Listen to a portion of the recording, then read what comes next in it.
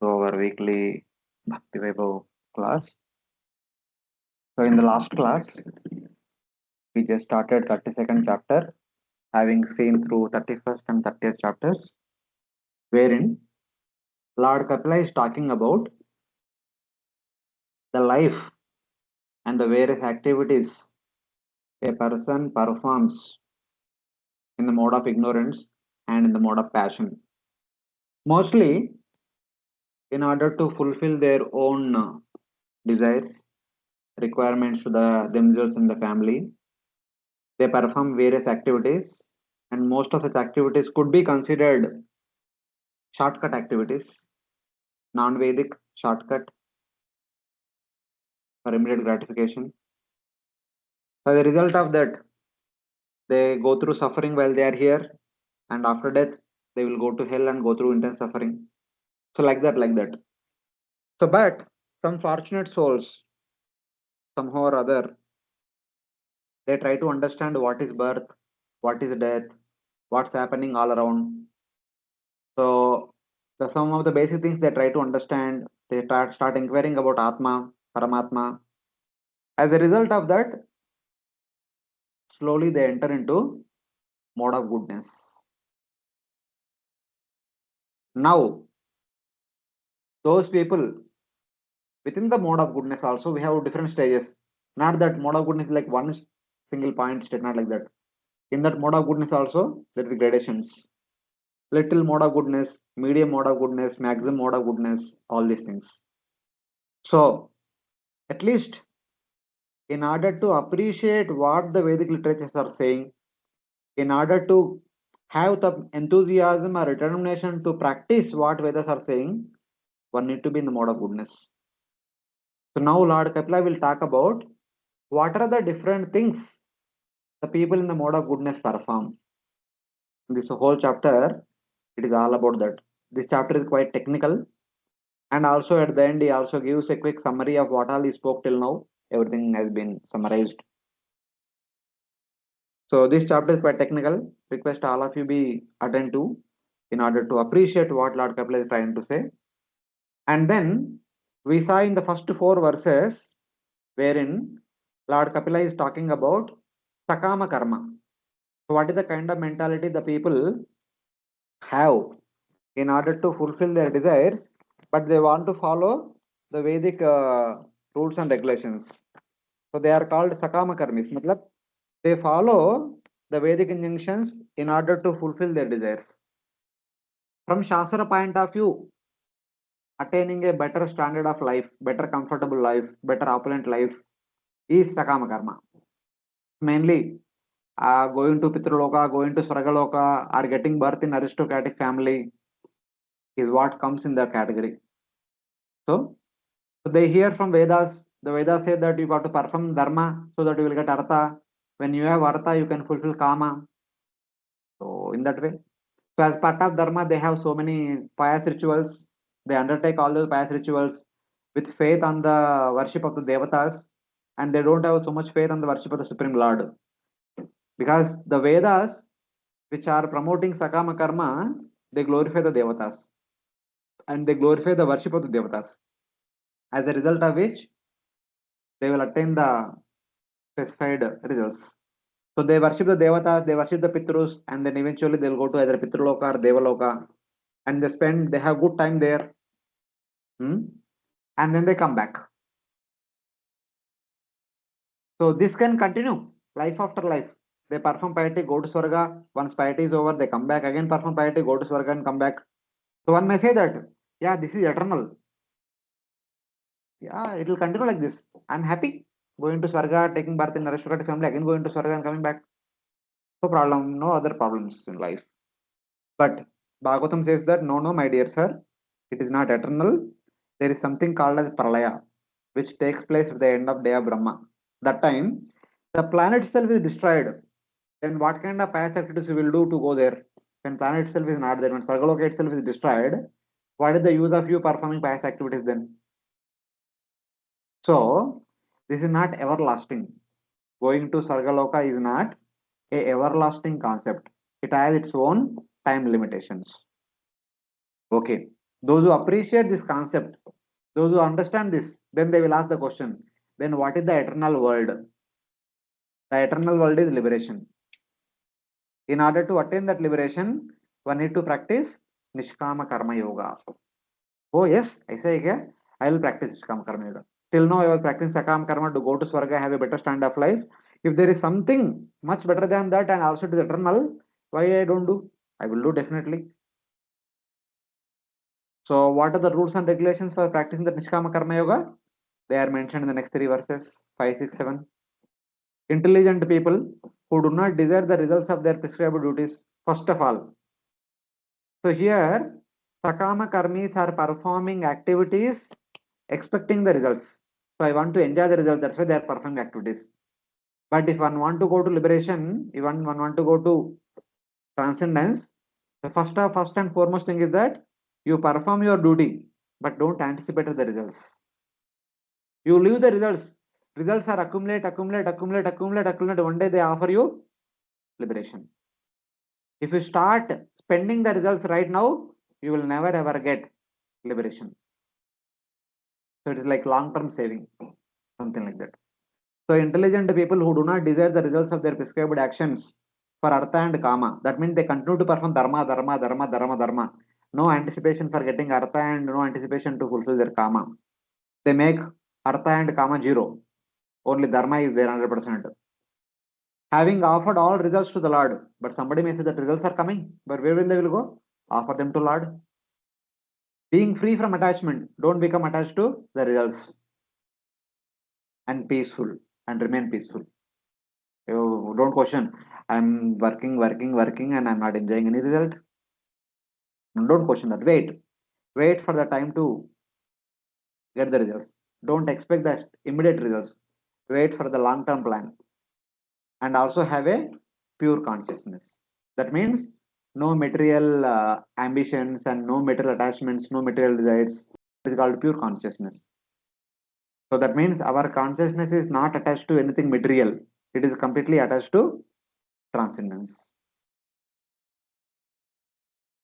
So then only one can go. If one is attached to the material things, one will remain here only. One starts acquiring them. In order to acquire them, whatever artha you have, you will spend for that. If you keep it, then it will give you the results at the end. Then what else? Nivritti Dharma Nirata Nirmama Nirahankata. All these are very tough jobs.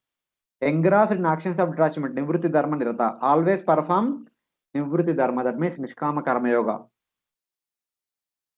With no sense of possessiveness or ego. Nirmama Nirahankata. Don't say that I am the doer. Don't say that the results of this activity are mine. Only activity is mine. I have to do the activity. Results I have nothing to do, and I am not the doer. With consciousness purified completely, no material desires. Pure consciousness means no material desires. Having attained sattva by performance of prescribed duties, by such sattva-guni activities, one's consciousness is completely purified.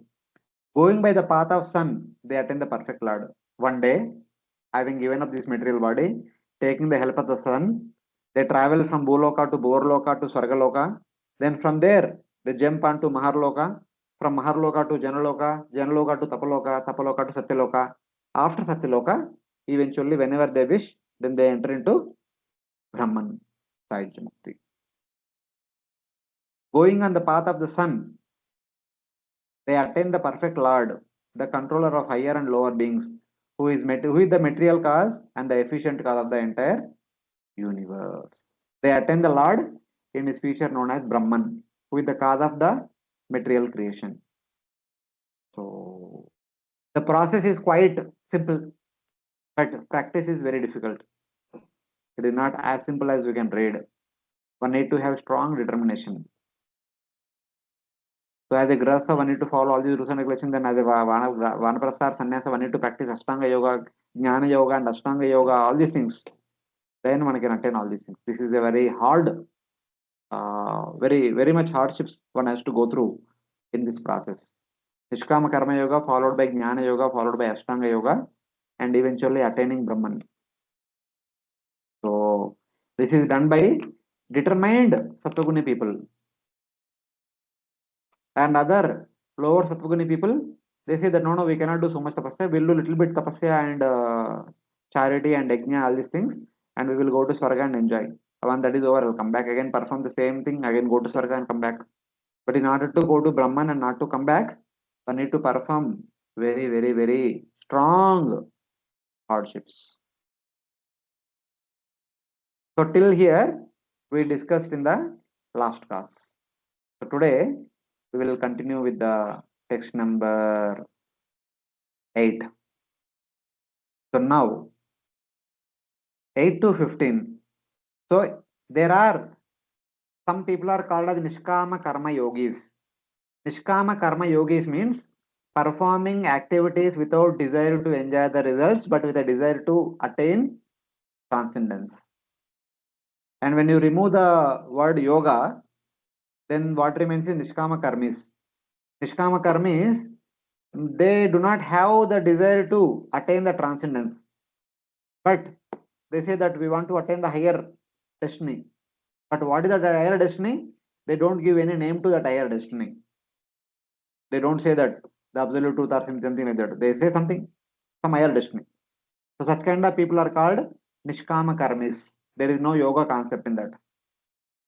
So such kind of Nishkama Karmis, what they will do, what kind of lifestyle they follow, will be mentioned in the next 2-3 verses. But before that, something is interesting thing is mentioned.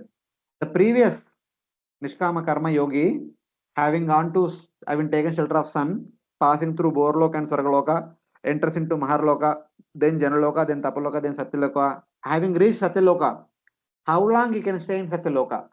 If you want, he can immediately go to Brahman, or if you want, he can stay in Satyaloka for some time. How long? Some stay till the end of the day of Brahma, some stay till the end of the life of Brahma. Both are okay, no problem. Because staying in Satyaloka does not is negating your achievements. It will maintain your achievements and it will help you to go further whenever you want. So both options are there. So those who stay till the end of the life of Brahma is mentioned in the 8th verse. So one of you can unmute and repeat after me. Viparardas Davasaneya द्विपरार्धावसानेयः Pralayo Brahmanastute प्रलयो ब्रह्मणस्तु ते Tavad Adhyasate Lokam तावत् अध्यासते लोकं Parasya Parachintaka. परस्य परचिन्तकाः. Worshippers of the Hiranyagarbha expansion of the personality of Godhead remain within this material world until the end of 2 pararthas, when Lord Brahma also dies.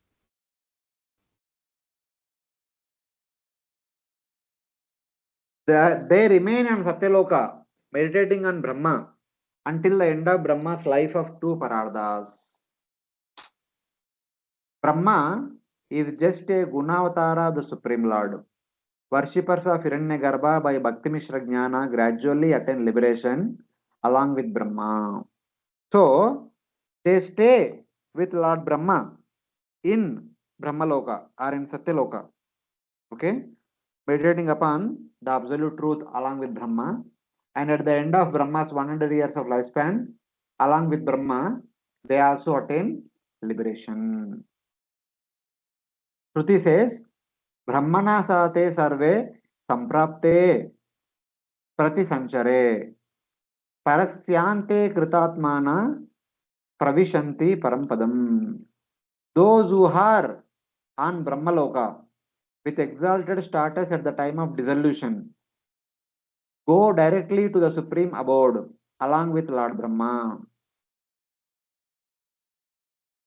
So these people who are already perfected, but before entering into Brahman, they want to stay some time here along with Brahma. They spend some good amount of time with Brahma. At the end of Brahma's lifespan, when the entire universe is getting dissoluted, then they enter into Brahman. However, if they worship only Hiranyagarbha without bhakti for Lord Vishnu, then they do not attain liberation when Brahma is liberated. That is explained in 3 verses 8, 9, 10, 11. So here there are two possibilities. When the shloka says that they are worshipping, meditating on Brahma, Parasya Parachintaka. So the Parasya can be of two meanings. One Parasya is absolute truth, Brahman. Other Parasya is the universal form, which is a manifestation of Garbhodakshaya Vishnu, which is also equated with Lord Brahma. The gross universal form and subtle universal form are also compared with Brahma. Okay? And then some people are only meditating upon the universal form, treating it is equal to Brahma, and they are staying with Lord Brahma in the Satyaloka for long, long time. At the end of Brahma's 100 years of lifespan, Brahma is liberated. But these people who are only meditating on universal form, they remain here because they have not started meditating on the Supreme Personality of Godhead yet. They're still continuing the meditation on the universal form only. For them, the universal form is the highest. Generally, the universal form is inside the universe only. There is no existence for the universal form outside the universe. Since they are meditating on universal form, they remain in the universe only. But before that, since there is Atma, there is Mahapralaya, that is Prakritika Pralaya, the entire universe has been destroyed. They enter into the body of Mahavishnu. There they stay for the time for the next creation. When Mahavishnu creates once again, till then they stay in the body of Mahavishnu. In the next creation, again they enter into the universe and perform activities because they develop attachment to universal form only, not to the absolute truth. So they remain here. Here, Loka refers to Brahma Loka. Since they only meditated on Brahma, they remain there. This is Smriti reference. So like that. So the actual Nishkama Karma yogis, after practicing Jnana Yoga, Ashtanga Yoga by meditating upon absolute truth, they come all the way, passing through all the lokas, come to Satyaloka. There they have three possibilities. One, they can go to Brahman immediately. Second, they can wait till the end of the day of Brahma. Third, they can wait till the end of the day, in end of the life of Brahma. In all three cases, eventually they will attain Brahman. But those who practice only Nishkama Karma, but not Nishkama Karma Yoga. Yoga means trying to go to the Supreme Lord. But they're only meditating on universal form and trying to be with the universal form. Yeah, universal form is inside the universe. They'll remain here only. But since there is universal pralaya, there is prakritika pralaya. So as long as there is no universe, they have to take rest in the body of Karmadakshaya Vishnu. And next creation, they will again enter into the universe and continue to perform material activities. Even though people are in goodness, such kind of activities can take place. That is true. Not that everyone is fortunate enough to understand Krishna, Supreme Personality of God, and practice bhakti. There are some people who are very much attracted to universal form and they remain there only for the entire life of Brahma also. So that is also possible. That's why now in the Bhagavad Gita, Lord Krishna says, what is the problem with Sattva Guna? Anyone remember? Chapter 14th. What is the problem with mode of goodness? Tattva Sanjayate Sukham. I think like that. Sattva Sanjayate Sukham, that is somewhere else. And That is Sattvam, good. That is not a problem. actually that is the Jnana and happiness. Both are giving this Sattva. Mode of goodness. I'm asking not about a good thing. I'm asking about a bad thing. And that is the cause of bondage. Sanskrit में क्या बोलते हैं उसको? श्लोक बताओ. श्लोक प्रभु जी याद नहीं आ रहा. हाँ. सुख संगेन बध्नन्ति ज्ञान संगेन चानगा. The mode of goodness binds one with knowledge and sukha. So a person attains some knowledge and he says, whatever I know is the best knowledge. You people don't know anything. Get away. Get lost from here. Even though you may go with Bhagavad Gita, they will say that, what do you know? I know everything. I don't need to hear you. Because they are happy in that situation and they are happy with that knowledge and they say that there is nothing required beyond this. That is the problem with mode of goodness. That's why they become attracted to universal form and they remain there only in the universe, in spite of doing so many austerities. So like that. Let us see. In the next three verses also talking about them only. What else? క్షమాంబో నాళానిల వియం మన ఇంద్రియార్థ క్షమాంబో నలనీలవయన్మన ఇంద్రియార్థ భూతాదిభిః పరివృతం సంజిహీర్షు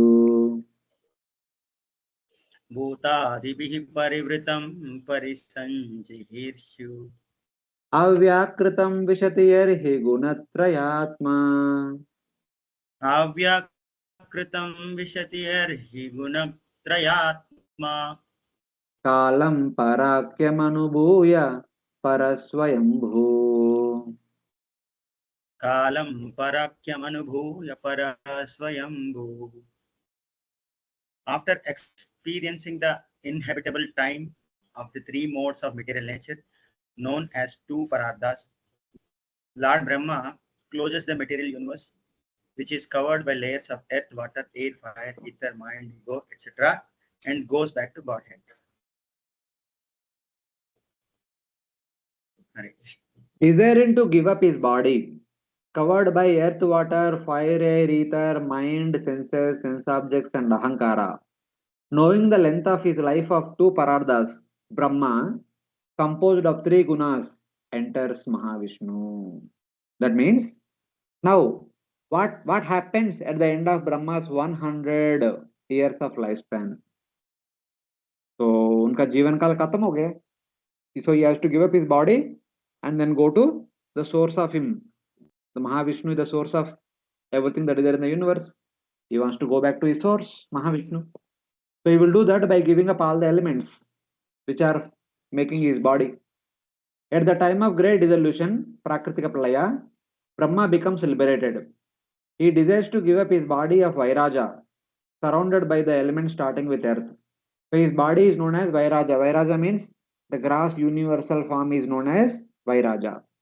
The entire universe made up of 14 planetary systems is called Vairaja, which is considered to be the gross body of Brahma. So Brahma gives up that gross body. That means the 14 lokas will be destroyed.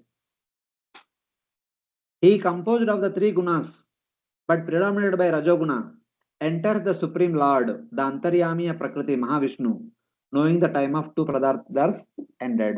Then, having given up his gross body consisting of the 24 elements, understanding that my lifespan is ended, then Rajoguni Pradhani Brahma enters into Mahavishnu. So like that, Brahma ends his life. Then so what? Brahma is ending his life. Brahma is attaining liberation. What about those who are worshipping Brahma in the form of the universal form? Will they attain? Let us see. 10th verse talks about them. Evam paretya bhagavantam pravishta. एवं परेत्य भगवतम् अनुप्रविष्ट ये योगिनो जितमरुन्मनसो विरागा. ये योगिन जितमरुन्मनसो विरागः तेनैव साकममृतं पुरुषं पुराणम्. तेनैव सकम् अमृतं पुरुषं पुराणम् ब्रह्म प्रदानमुपयान्ति अगताभिमाना. ब्रह्म प्रधानम् उपयन्ति उगत विमानः. Translation: The yogis who become detached from the material world by practice of breathing exercise and control of mind reach the planet of Brahma, which is far, far away. After giving up their bodies, they enter into the body of Lord Brahma, and therefore, when Brahma is liberated and goes to Supreme Personality of Godhead, who is the Supreme Brahman, such yogis can also enter into the kingdom of God. Hare Krishna. The detached yogis, conquering life airs and mind, after attaining Brahmaloka, merge with Brahma and then merge into Lord, the excellent Brahman, along with Brahma, taking their identity as worshippers of Brahma with them. So when Brahma is entering into Mahavishnu, after completing his 100 years of lifespan, even Brahma worshippers, all these Virat Rupa worshippers, who practice so much tapasya, controlling their life affairs, that means pranayama, and their mind, all the Ashtanga yogas and all, they have done so much. And then they also enter along with Brahma into the body of Mahavishnu. Because at the time of Mahapralaya, every living entity has to enter into body of Mahavishnu. In the next creation, again they come back to the material universe. Those who worship Brahma without bhakti do not attain liberation with Brahma. These people are worshipping universal form, but they don't have any bhakti. Bhakti means desire to serve the Lord, desire to be with the Lord. The desire is not there. Then if they have desire to be with the universal form, they remain with the universal form only. Those yogis who having entered Brahmaloka, then enter the body of Brahma, along with Brahma they enter Brahman. They enter into Mahavishnu. That is Brahma Pradhana means Mahavishnu. They enter into the body of Mahavishnu. They remain there in the body of Mahavishnu till the next creation begin. Having the idea that they are the worshippers of Brahma, they do not permanently remain merged in the Lord. But temporarily only. When the universe are again created, they enter into the new universe. This is what happens to them. Even though they have done so much nishkama karma, selflessly they have performed so many duties and followed so many austerities, performed so much tapasya, mind control, sense control, so many things they did. But they are only attached to, since they are attached to universal form, they remain with the universe only. When the universe is destroyed and entering into Mahavishnu, along with the universe, along with the Lord of the universe, that is Brahma, they enter into the body of Mahavishnu. When the same universe is created once again, they enter into the same universe. This is what the problem. Hare Krishna, all of you are following this. Yes, Prabhuji. Even though they are in mode of goodness, even though they are working very hard, because of their goal is different from the Supreme Lord, they'll remain there only in the goal. Whatever they are attached to, remain with that. So in that way. If at all one want to go back to Godhead, one should have that much strong desire to go back to Godhead. Otherwise, one cannot. So that's how we have to understand.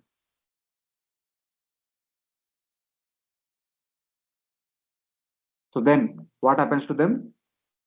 Atatam sarva bhutanam Atatam sarva bhutanam hrutpadmeshu krutalayam Paramesh Padmeshu Kritalayam krutanubhavam sharanam Krutanubhavam Sharanam vrajabhavena bhamini. Prajabhavena Bhamini. Therefore, my dear mother, by devotional service, take direct shelter of the Supreme Personality of Godhead, who is seated in everyone's heart. O affectionate mother, therefore surrender with love to the Supreme Lord of all beings, who resides in the lotus of the heart of all living entities, and is realized by Shuta Anubhavena, by hearing about him. The problem with these Virat Rupa worshippers is they have not heard sufficiently about the Supreme Personality of Godhead. That's why they did not develop attraction toward the Supreme Lord. But, my dear mother, don't become like them. Please hear about the Supreme Lord and become attracted to Supreme Lord. Don't become attracted to universal form. In spite of performing so much austerities, because they are attached to universal form, they remain in the universe. But if you are attached to Supreme Lord, even no need to perform so much austerities, but by strong desire to be with the Supreme Lord, one can go back to Godhead. So therefore, never ever make a mistake becoming attracted to anything other than the Supreme Lord. Like that, Lord Kapila is requesting Mother Devhuti. Actually, Lord Kapila is requesting all of us. His mother is already attached to him. In that way. Since without bhakti, no one can become liberated. You should surrender to the Lord alone. O mother, who think of me, the Supreme Lord, as your son, I have given the teachings of bhakti to you, but that is not required for you since you are so advanced. Because you are already so advanced, you are already my mother. For you, it is not required, but it is required for everyone, whoever is listening Bhagavatam. So I'm telling this. So like that, Lord Kapila is telling.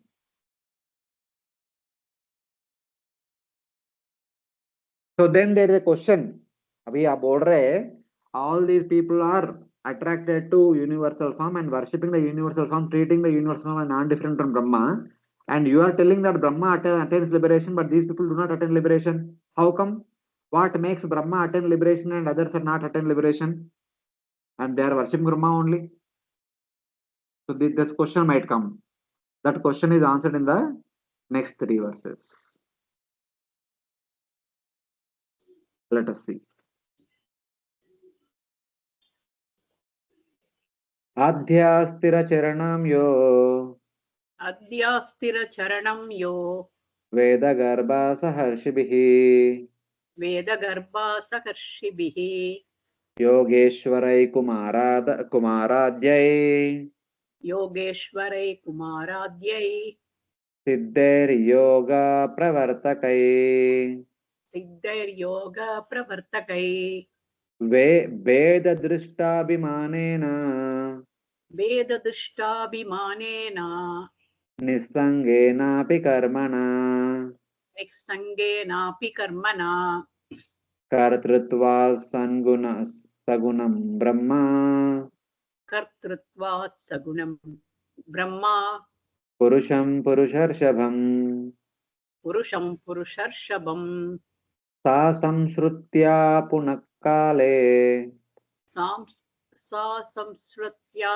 Punah Kale Kale Neshwaramurtina Kale Neshwara Murtina Jate Gunavetikare Jate Guna Vyatikare Yata Purvam Prajayate Yata Purvam Prajayate Aishwaryam Parameshtyam Cha Aishwaryam Parameshtyam Cha Tepi Dharma Vinirmitam Tepi Dharma Vinirmitam Nishevya Punarayanti Devya Punarayanti Guna Vyatikare Sati. Vyatikare Sati. My dear mother, someone may worship the Supreme Personality of Godhead with the special interest. But even demigods such as Lord Brahma, great sages such as Sanat Kumara, and great munis such as Marichi have to come back to the material world again at the time of creation. When the interaction of the three modes of material nature begins, Brahma, who is the creator of this karmic manifestation and who is full of Vedic knowledge, and the great sages who are the authors of the spiritual path and the yoga system come back under the influence of the time factor. They are liberated by their non-fruitive activities and they attain the first incarnation of the Purusha. But at the time of creation, they come back in exactly the same forms and position as they had previously. Quite technical thing. So here basically this verse is trying to answer the question. If Brahma worshippers are not getting liberated and Brahma is getting liberation, but why Brahma does not want his worshippers to get liberation? Why he did not help them getting liberation? So that is the question. So now the answer is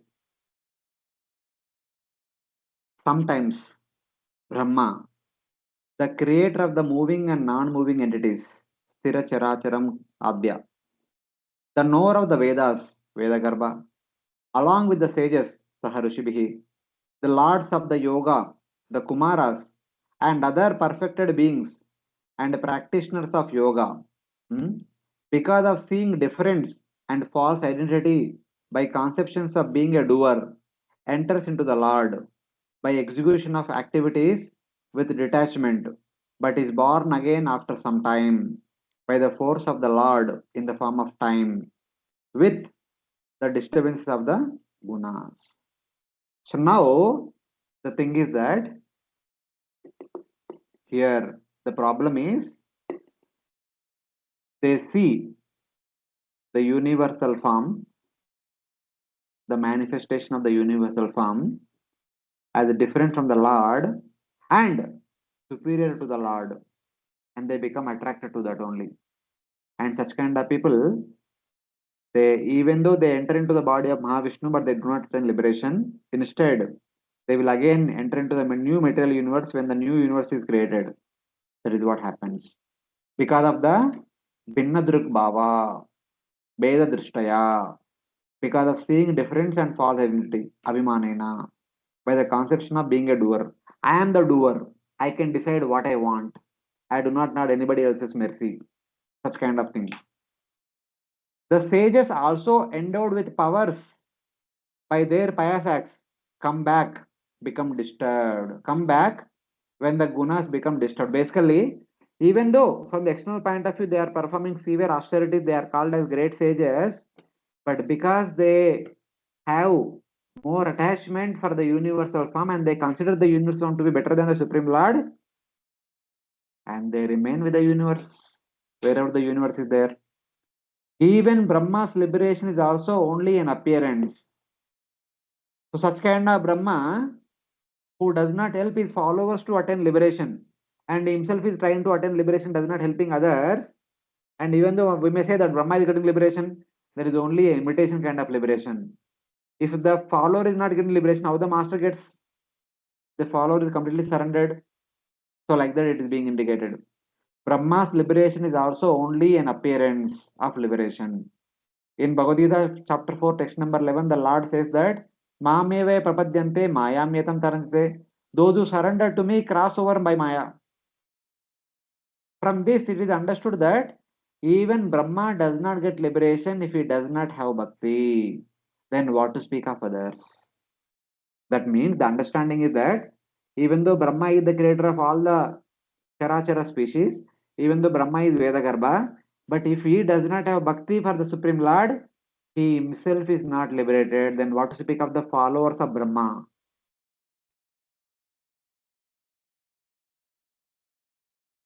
So that is the understanding. Brahma, though the cause of living beings, though the knower of all the Vedas, along with the sages like Marichi and Vashishta, etc., the most perfect of yogis. What to speak of perfecting yogis? Has false identity because of seeing that he is different from the Supreme Lord. If Brahma thinks that I am the doer, I am the creator, I am the best of all the people, then Hare Krishna. I, Brahma, am the creator. Vishnu is the maintainer. Shiva is the destroyer. Thus, thinking himself the best doer, he enters into Lord Vishnu, Lord Mahavishnu, endowed with auspicious qualities at the time of great destruction, Prakritika Pralaya. If Brahma thinks that I am the creator, Vishnu is the maintainer, and Shiva is the destroyer, I only if I create, Vishnu can maintain, Brahma can be, Shiva can destroy. I am the best of all three.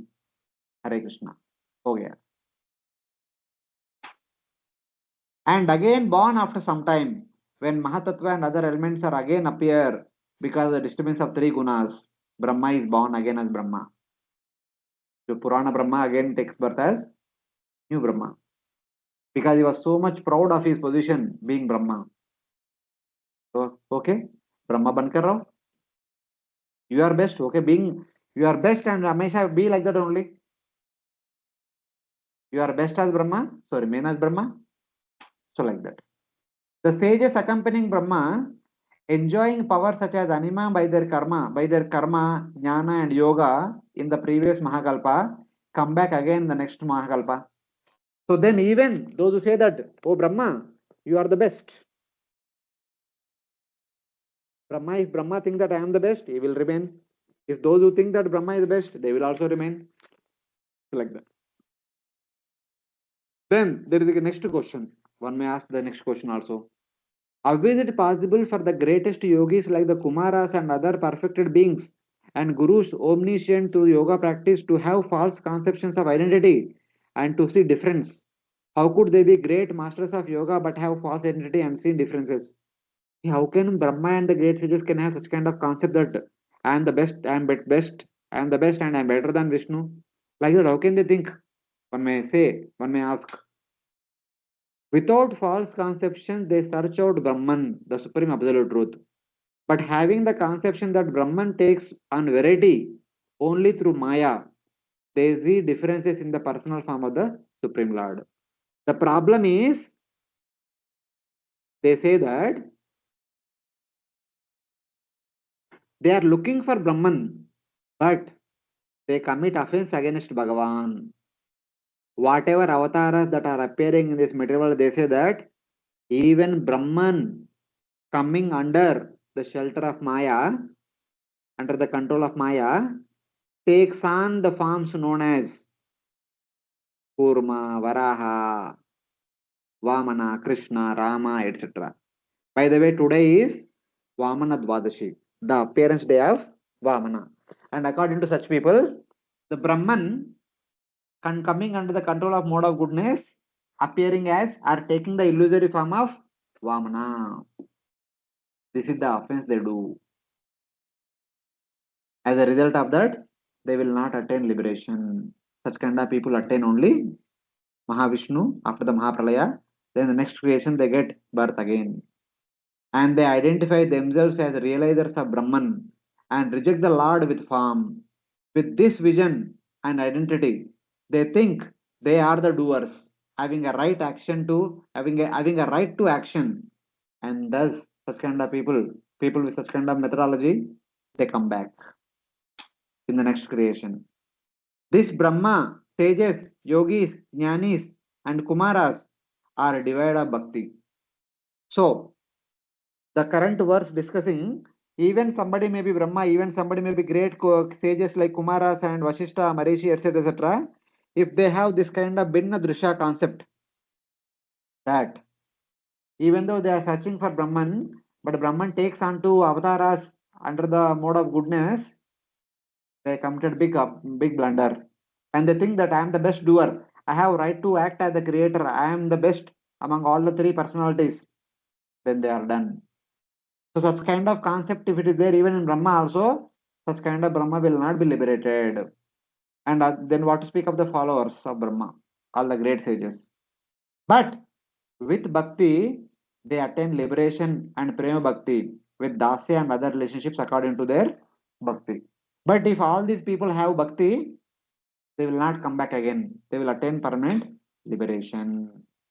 Because of their absence of bhakti, Brahma and others return to the place where people perform sakama karma. This is criticized in the next 6 verses. But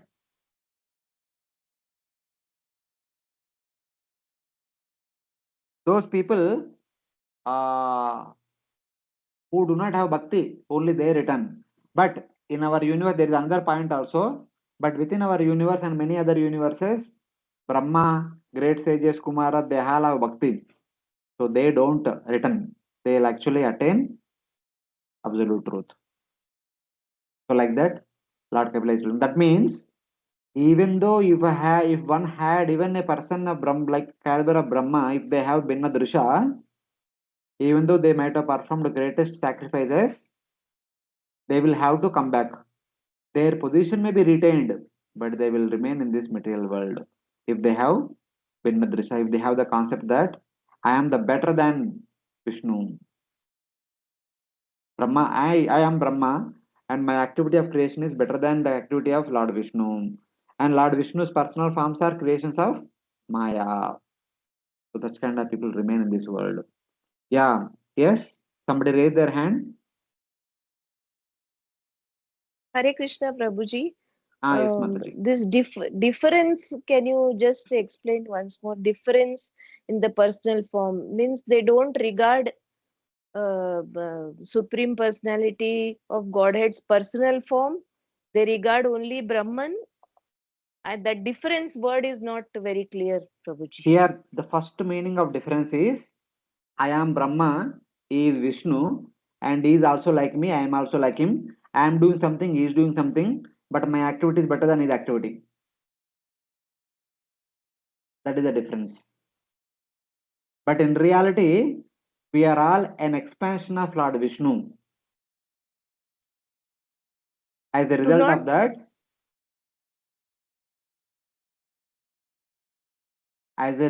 that, in a way, we are Vishnus. We don't have any separate existence, any independent existence separate from Supreme Lord. We belong to Him. We don't have any independent existence other than Him. That we need to understand.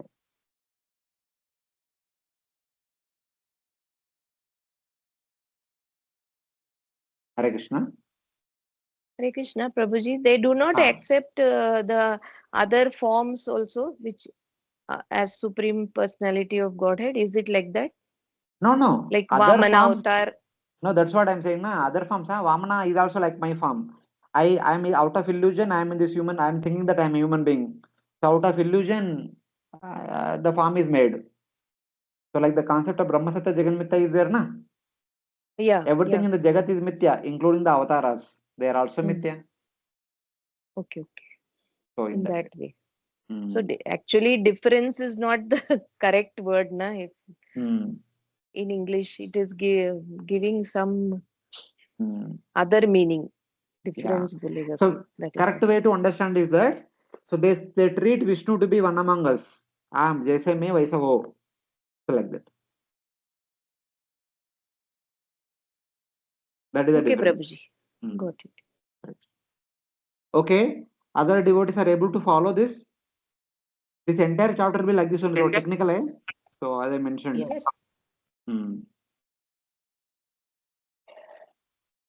Okay. So we'll continue. If that is the case, then now Lord Kapila criticizes the consequences of this kind of understanding in the next section. And they come to the place again to this material world where Sakama Karmis are living. This material world is filled with so many Sakama Karmis.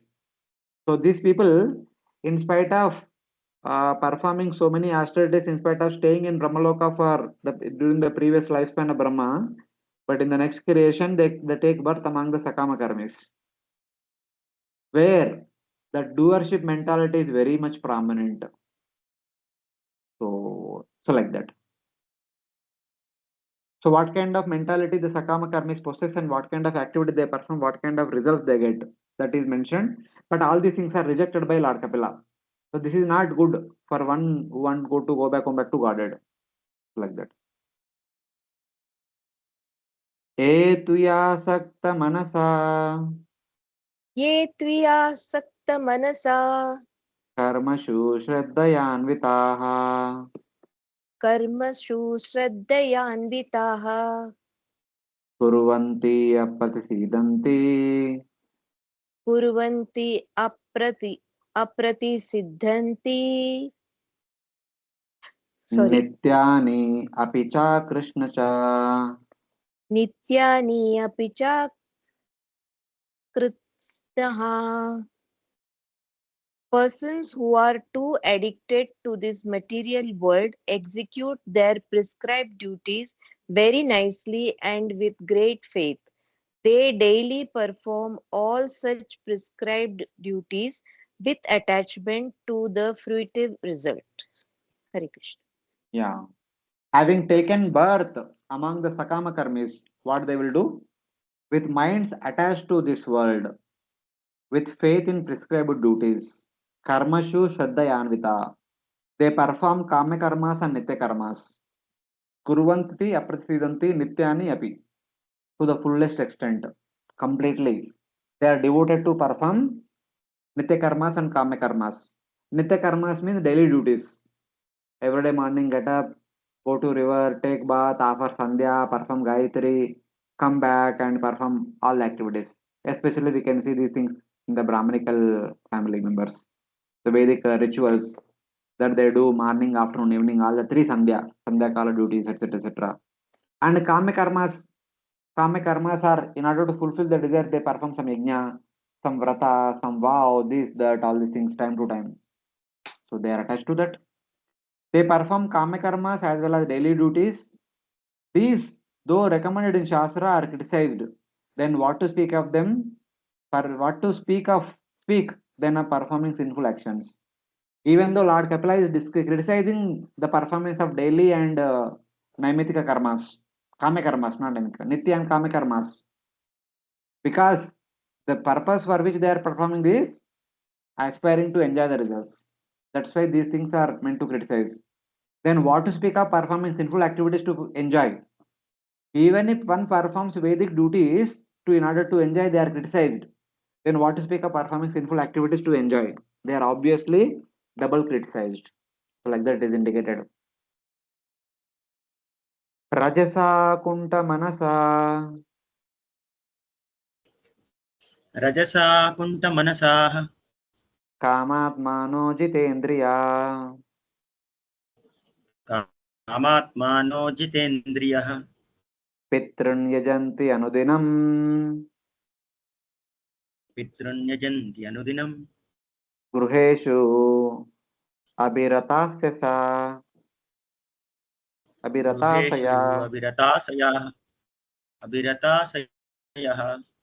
Such persons, impelled by the mode of passion, are full of anxieties and always aspire for sense gratification due to uncontrolled senses.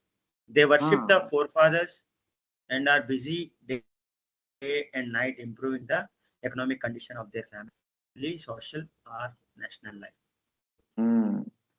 With minds fatigued by passion, full of desire, with uncontrolled senses, and minds absorbed in their household affairs, they daily worship the Pitrus. Because they have heard Vedas, they've understood, if I worship Pitrus, I'll go to Pitraloka. If I worship Devatas, I'll go to Sargaloka. And they are determined to go to Pitraloka, and they are worshipping the Pitrus every day without fail.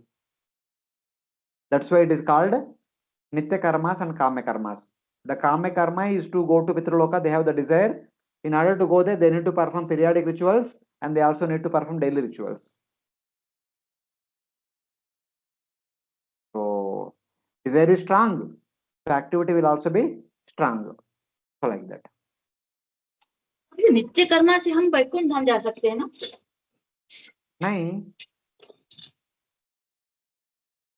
Nitya karmas are means daily duties.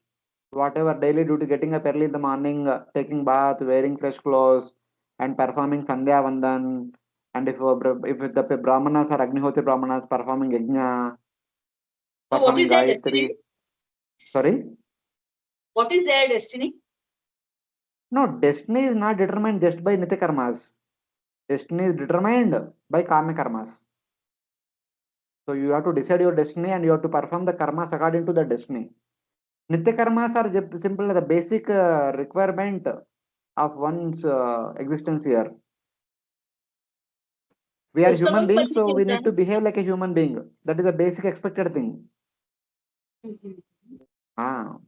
But उसका कोई result नहीं मिलता है पूरी. See, result मिलता है, but not just because of that. नित्य कर्मा के साथ we need to perform काम karmas also. काम karmas are result oriented, destiny oriented. नित्य कर्मा का कोई रिजल्ट नहीं होता है. They will help for attaining results. Just like Varnashrama Dharma helps the devotees to go back to Godhead, but not just by performing Varnashrama Dharma. With the help of Varnashrama Dharma, if one practices Bhakti Yoga, then one can go back to Godhead. Going back to Godhead will be attained by practicing Bhakti Yoga only. But in order to practice Bhakti Yoga properly, we need the help of Varnashrama Dharma. Okay. So it is like that. See, for example, Kame Karma.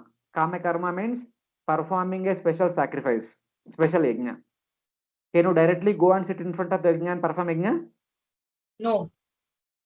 You slept last 8 hours and you got up and went and sat in front of the yajna? No. Performing yajna is Kame Karma. But before that, when you get up, go to river, take bath, offer Sandhyavandan to the Lord, and wear fresh clothes, apply tilak all over, and perform Gayatri, and do Nyasa ceremony, this ceremony, that ceremony, purification of the body, purification of the mind, all these things are called Nitya Karmas.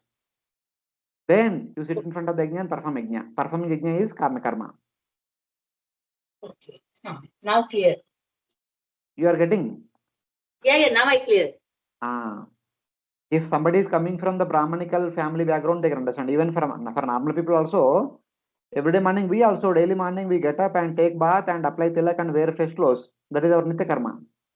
Then only we can go to temple hall and perform Mangalarti. We cannot say that, oh, I got up and I'll go and practice bhakti. I mean, you cannot enter into the altar room and practice, start arati. No, not like that. There is a daily procedure before that. And these things are done every day. So arati you may do every day and you may not. But other things you have to do every day. Taking bath, applying tilak and wearing fresh clothes and performing Gayatri, etc. If somebody is Brahman initiated. Yes? Yes, sir. Yes, now clear. Yes, like that.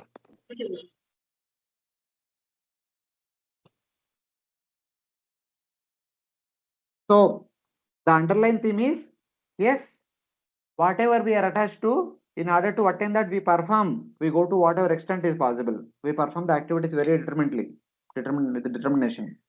So like that. So now, then what? Okay, they are worshipping the Pitrus with a desire to go to Pitraloka, and they are what they will do? Traivargikaste Purusha. Traivargikaste Purusha Vimuka Harimedasa. Vimuka Harimedasaha Katayam Kataniyoru. Katayam Kataniyoru Vikramasya Madudvishaha. Vikramasya Madudvishaha. Such persons are called Traivargika because they are interested in the three elevating processes. They are averse to the Supreme Personality of Godhead, who can give relief to the conditioned soul. They are not interested in the Supreme Personality's pastimes, which are worth hearing because of his transcendental progress.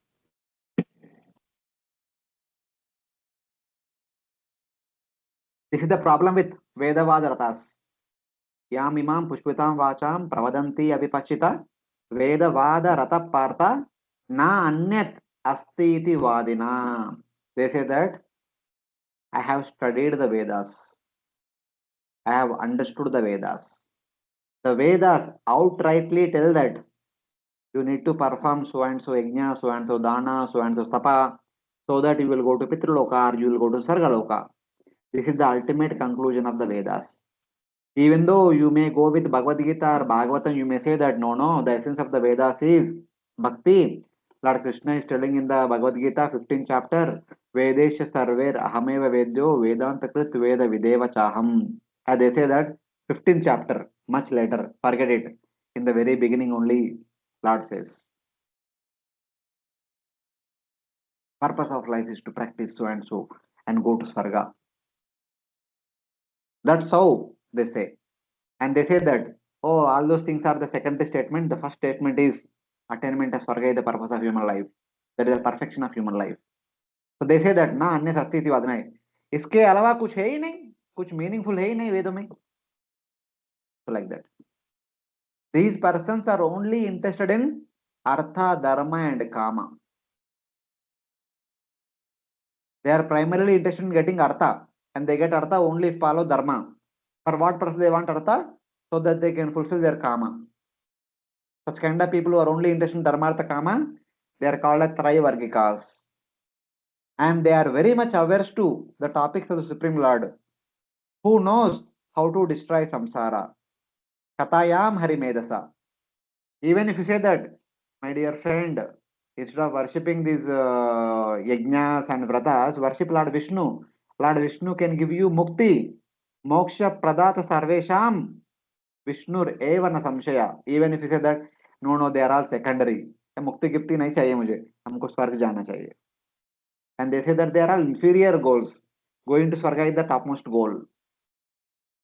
And Lord Vishnu is the killer of Madhu, and who is the most heroic Lord, Uruvikramasya, worthy of praise. Even though Lord Vishnu is worthy of praise, and Lord Vishnu is the most heroic Lord, Lord Vishnu is the performer of wonderful pastimes, Lord Vishnu is the killer of Madhu demon, and Lord Vishnu can destroy the samsara, but still they say, I am not interested in Lord Vishnu. I am only interested in going to Svarga. For that, whatever is required, I work hard and perform.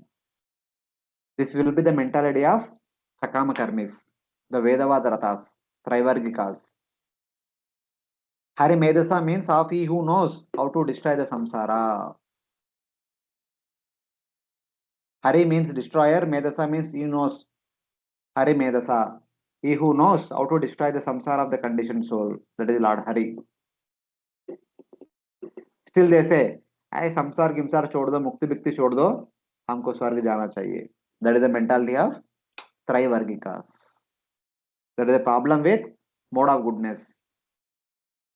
Sukha Sangena Badnanti, Jnana Sangena Chanaka. They are attached to the Swarga Sukha and they are attached to, they are bound by the knowledge that they have. They say, hey, we have read Vedas, we have understood the Vedas. You people don't know how to read the Vedas. People don't understand the meaning of the Vedas. They outrightly scold us on our face right away. Even though if we may go with Bhagavad Gita or Bhagavatam. That is the problem. Next, what happens? Nunam Daivena Vita.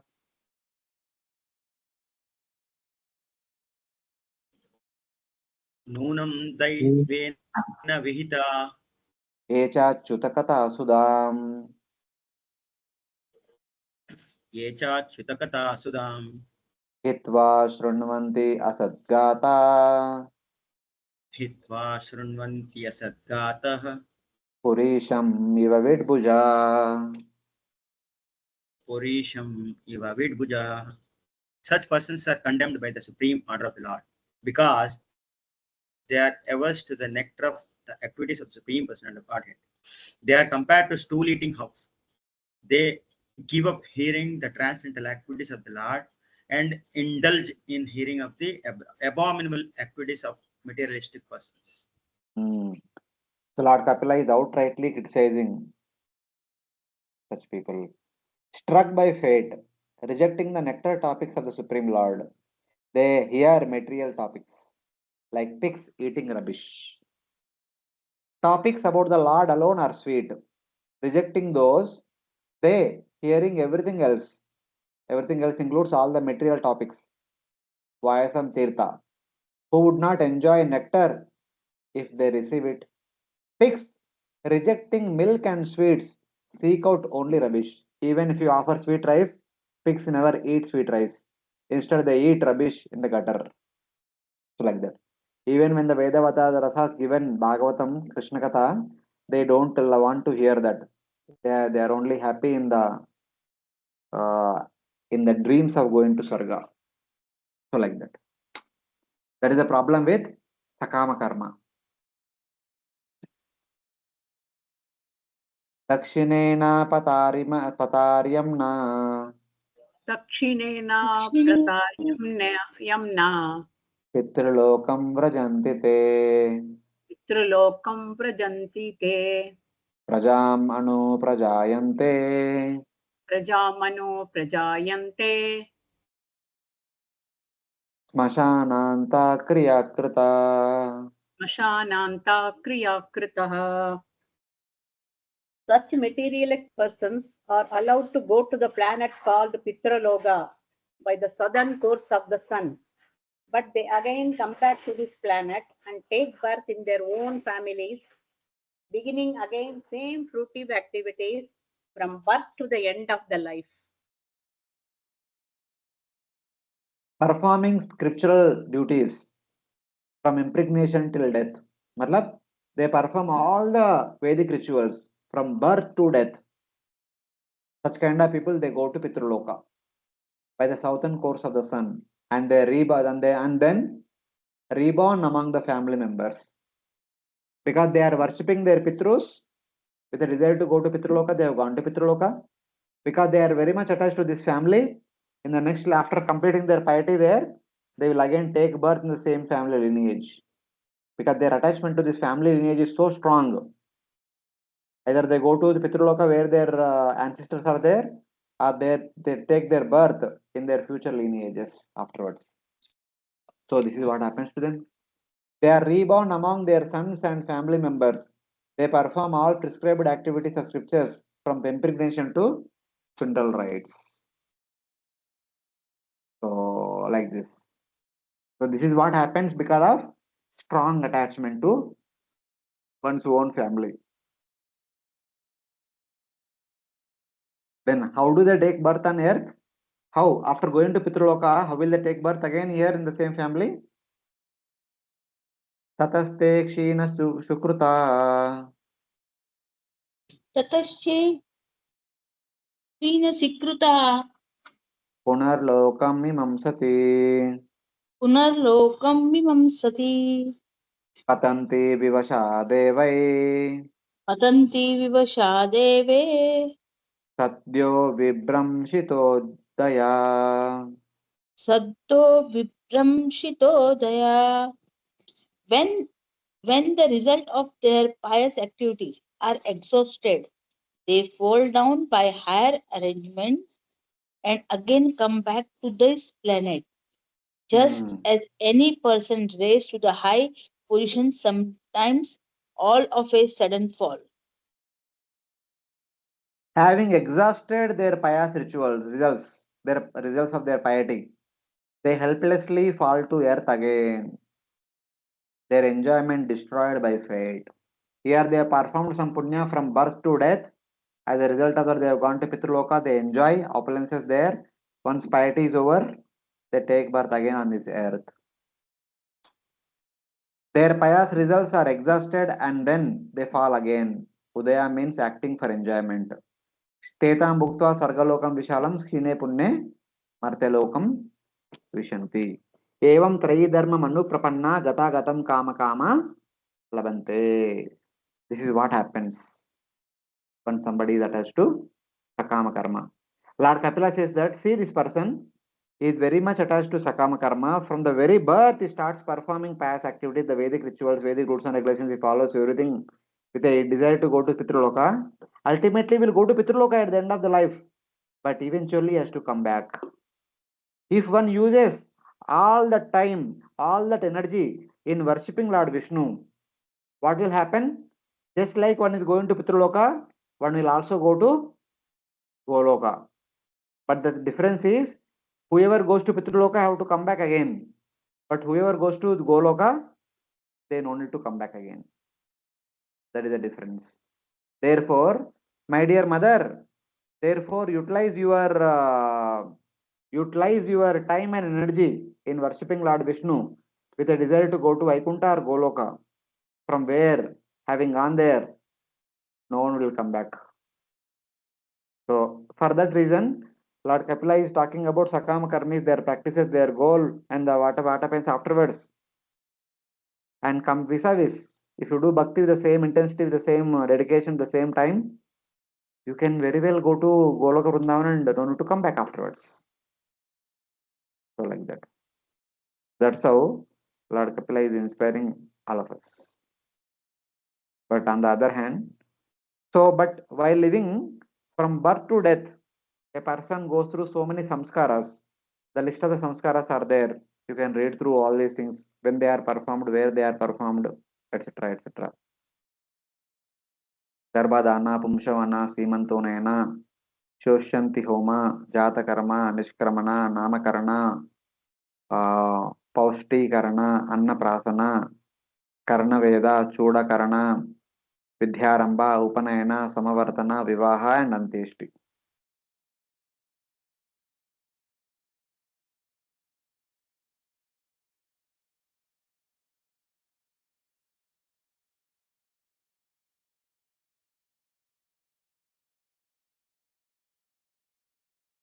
So now, after describing those dedicated to Nivritta Karma, Lord Kapila advised his mother to surrender to Supreme Lord in verse 11. Now, after describing those dedicated to Pravritta Karma, Lord Kapila again advises his mother to surrender to the Lord. So even by doing Nishkama Karma, in spite of entering into Mahavishnu after Mahapralaya, one is again taking birth in the universe. Even those who practice Sakama Karma, in spite of working very hard, they go to Pitraloka, they enjoy there sufficiently and they come back. So what is the use of doing all these things? better perform bhakti unto Lord Vishnu and go back to Godhead. That's what Lord Kapila is doing now.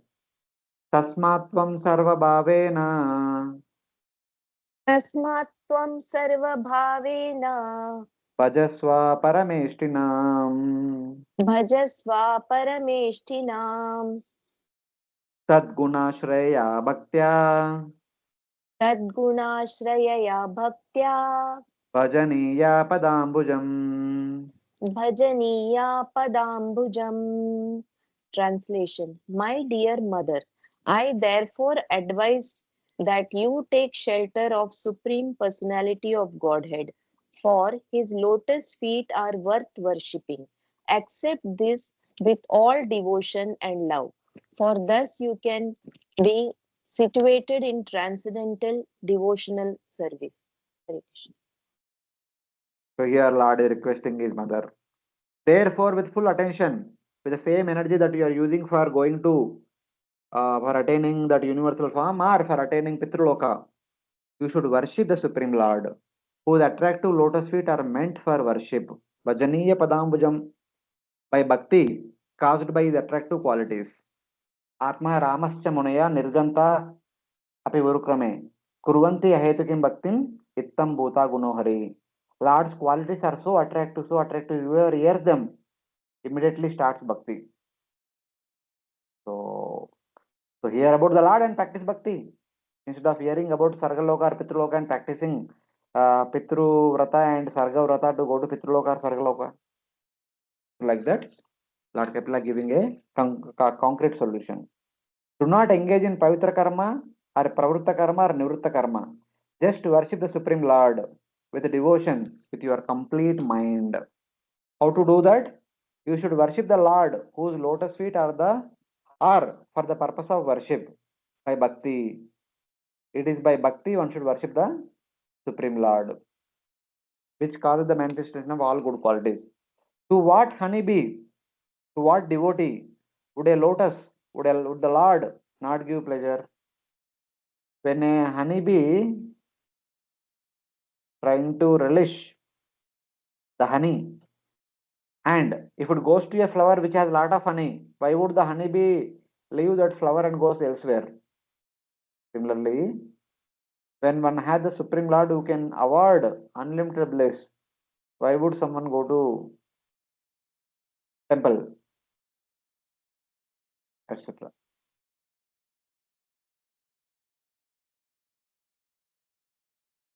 So this is how Lord Kapila is giving a concrete conclusion. So everyone is working hard, but some of them are all bringing you back here only. But this is the process which will not bring you back. So better do this. So in that way.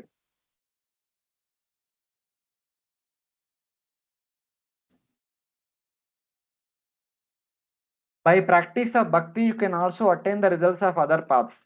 From 22 to 27. So till now, many times Lord Kapila told bhakti, bhakti, bhakti. Somebody may question, why bhakti? I don't want to go to Vaikuntha, I want to get something else. So then I'll do that only. Then Lord said that no problem. Even though if you want to get something else, also better practice bhakti only. Bhakti can award Goloka, bhakti can also award Boloka. If you want something in the material world also, better practice bhakti. Someday when you change your mind, you can go back to Godhead. Even bhakti also can fulfill all your desires that can be fulfilled by the practice of other sadhanas. So from that context, so here Lord is telling about bhakti. Any questions till now? Hare Krishna? All of you are able to follow? Hello? Yes. Other devotees? Yes, Prabhuji. Yes, Prabhuji. Yes, Okay. Prabhuji.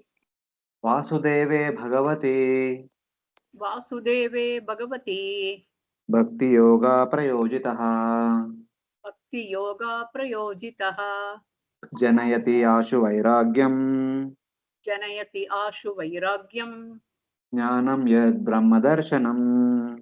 Jnanam Yad Brahma Darshanam. Engagement in Krishna consciousness and application of devotional service unto Krishna make it possible to advance in knowledge and detachment, as well as in self-realization.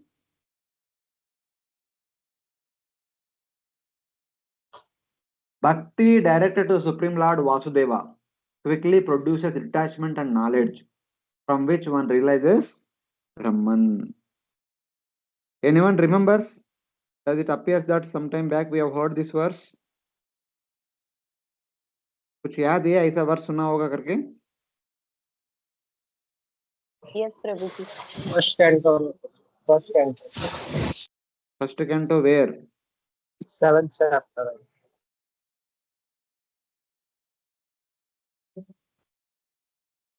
Where? 7th chapter. First canto 7th chapter. Which verse? I'm not able to recollect the verse number. Then how can you say in 7th chapter? Because it is there that Aswatthama. No. Ashwatthama, kuch nahi. Anybody else? Not in 7th chapter. It is from 2nd chapter. Verse number 7. I suppose. Verse number 6, Sutta Goswami says that Savai Pumsham Paro Dharma Eto Bhakti Radoksha Jay Ahetuki Apratiyata Yatma Suprasidati. The next verse is Vasudeve Bhagavati Bhakti Yoga Prajita Janadiyashu Vairagyam Jnanam Chayad Ahetukam. बस भक्ति वैभव students first canto पढ़ लिया exam लिख लिया बस हो गया खत्म. Hare Krishna. These are some of the important verses. This is the verse which gives the definition of bhakti, and this is the verse which comes for 6 times in the entire Bhagavatam. The same verse repeats again and again. The maximum number of times this verse has been repeated in the Bhagavatam for 6 times. There is Yes, one more Prabhuji. verse which talks about jnana, which is repeated for 5 times in the entire Bhagavatam.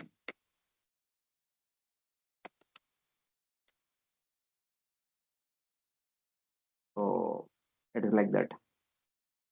Even the person desiring jnana should perform bhakti, because they are getting knowledge and detachment, everything automatically. Which people work very hard by practicing jnana to get knowledge and detachment. Even by bhakti also they come automatically. Brahma darshana means realization of Brahman. Even realization of Brahman also comes by the practice of bhakti. Otherwise it won't come. Vasudeve Bhagavati Bhakti Yoga Prayojitaha Janeti Yash Vairagyam Jnanam Chaye Dayatukam. This is 1 to 7.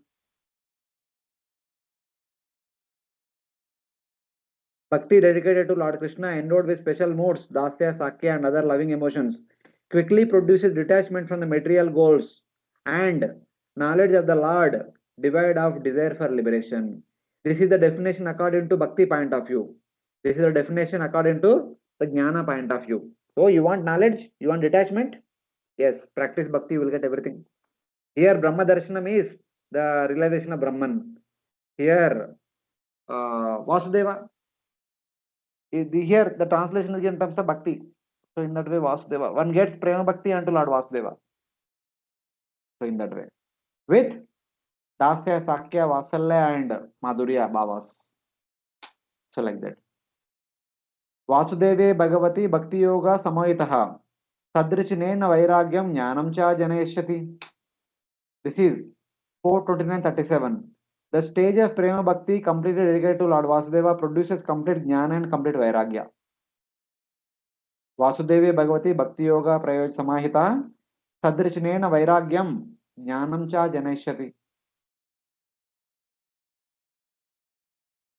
So like that, multiple places the same verse came. 3 more places it comes. I have not put here, but total 6 places the same verse comes. Okay. By what symptoms should Jnana and Vairagya produced by Bhakti be understood? The next verse answer.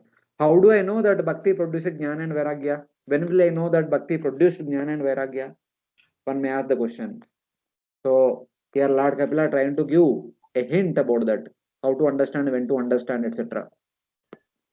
Yedasya chittam arteshu यदास्य चित्तम् अर्थेषु समेषु इन्द्रियवृत्तिभिः समेषु इन्द्रियवृत्तिभिः न विगृह्णाति वैषम्यम् न विग्रहाणाति वैषम्यं प्रियम् अप्रियम् इति उत प्रियम् अप्रियम् इति उत सा तदैवात्मनात्मानम् सा तदैवात्मनात्मानं निस्सङ्गं समदर्शनम् निस्सङ्गं समदर्शनं हेयोपादाय रहितम् हेयोपादेयरहितम् आरूढं पदमीक्षते आरूढं पदम् ईक्षते.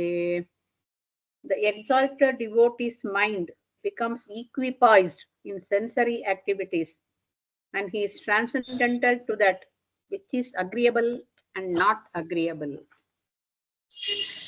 Because of his transcendental intelligence, the pure devotee is equipoised in his vision and sees himself to be contaminated by matter. He does not see anything as superior or inferior, and he feels himself elevated to the transcendental platform of being equal in qualities with the Supreme Person. These two verses and next two verses are little technical. Kindly pay attention. Let us try to discuss. When the mind of a person with some bhakti does not perceive differences such as good or bad, priyam apriyam, in material objects, which are equally accepted by the senses and by intelligence. Hare Krishna, mute. See, kindly understand. This is talking about, this verse talking about Bhakti Mishra Jnana process. So they are primarily practicing Jnana, but they also have some Bhakti. Then how does they attain the results? When the mind of a person with some Bhakti does not pursue the differences such as good or bad in material objects, which are equally accepted by the senses, by intelligence, he then experiences himself as Jiva, endowed with detachment, with equal vision, devoid of conceptions of good or bad, and then realizes Vaikuntha or Brahman, which is almost achieved.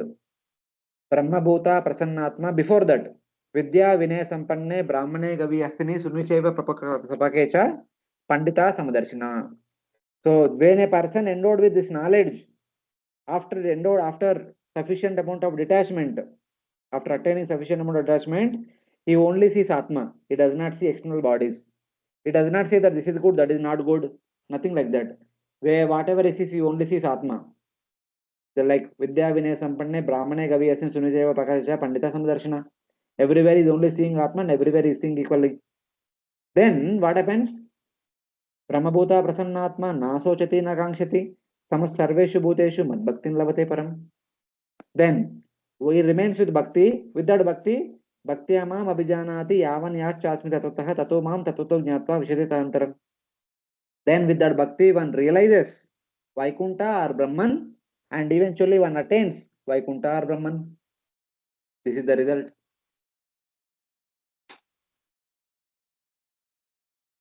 Jnana occurs when the mind of a person with some bhakti, being fixed in the Lord by attraction to his qualities, does not accept any quality in material objects to be seen, to be heard, to be touched, which are actually all equal as far as being received by the senses.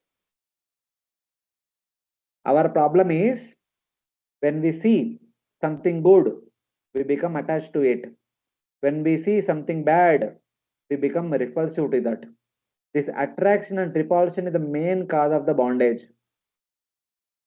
Ichcha dvesha samuttena dvandva moyena bharata.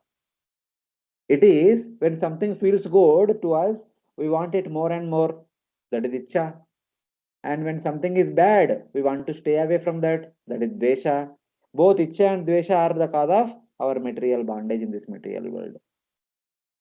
So like that. But at the level of Atma Sakshatkar, one sees everything equally. One does not see any distinctions. Something is good, something is bad. One only sees the Atma everywhere. And that person, by the practice of bhakti, is qualified to attain the realization of Brahman or Vaikuntha. Then he is qualified to attain Brahman or Vaikuntha. That is what it happens.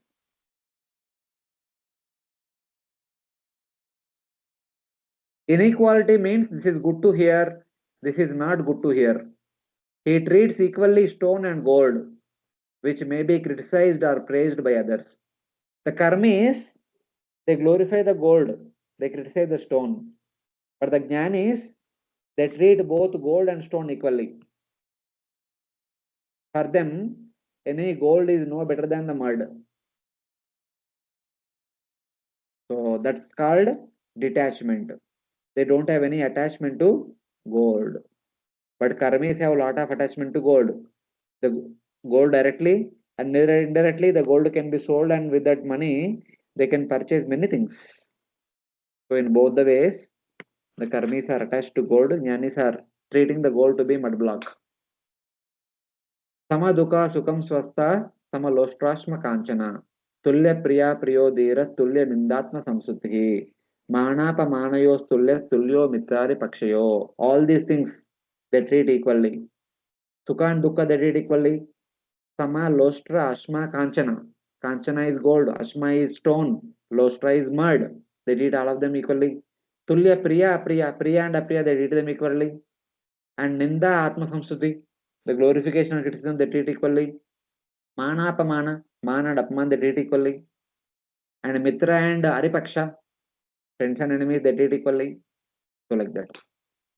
By intelligence, he experiences the jiva, and by detachment, he experiences Vaikuntha or Brahman, which is almost achieved. By the proper knowledge, proper understanding, by the Sankhya understanding, one starts experiencing Atma. Okay? And by the detachment, one starts experiencing Paramatma. So that's how the Jnana and Vairagya will help one. Unless until we are completely detached from this world, we cannot experience the other world. When we are attached to this world, we start experiencing the other world. That is a simple principle. So now, text number 26. Finally, the concluding, in the sense, in one sense, one good conclusion is Jnanam matram param brahma Jnanam mantram param brahma Paramatmeshwara Puman Parma Paramatmeshwara Puman Drishyadibi Pritag Bhavair Rishyadivi Prithak Bhave Bhagavan Eka Iyate. Bhagavan Eka Iyate. The Supreme Personality of Godhead alone is complete transcendental knowledge, but according to the different process of understanding, he appears differently, either as impersonal Brahman, as Paramatma, as the personality of Godhead, or as the Purusha Avatara. If at all one want to attain liberation, any kind of mukti, Sayujya, Sarupya, Salokya, Samipya, Sarishti, any of the form of mukti, they should have this conclusion. They should have this conclusive understanding. Without this, one can never ever attain liberation. One can never ever go beyond the three modes of material existence. So this is the one of the basic understanding one should have in order to attain perfection in one's practice of Nishkama Karma Yoga, Jnana Yoga, Ashtanga Yoga, and Bhakti Yoga. The details may vary, but essence should be this one. The one form of Bhagavan, also perceived as Brahman by the Jnanis and Yogis, as consciousness alone, and as Paramatma by the Yogis, the Purusha, by differing practices performed by different practitioners. The different practitioners, by their different practices, they treat the absolute truth to be Brahman, Paramatma, and Bhagavan. And those who are practicing jnana, they say the absolute truth is Brahman, which is made up of consciousness, jnana matram. The practitioners of Ashtanga Yoga, they say the absolute truth is Paramatma, who is Ishvara. Ishvara sarvabhutanam mruddesh arjuna tishtati.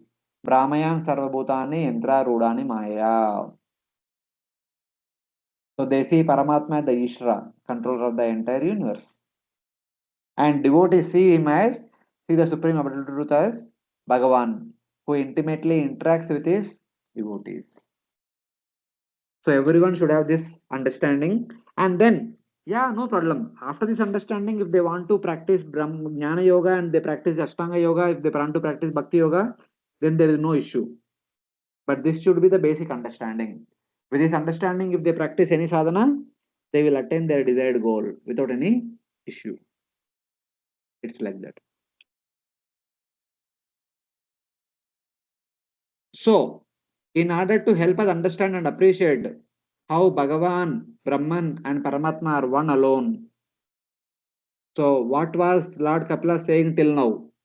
In the chapter talking about Bhakti Yoga, Lord Kapila told what he told in 3:25:35.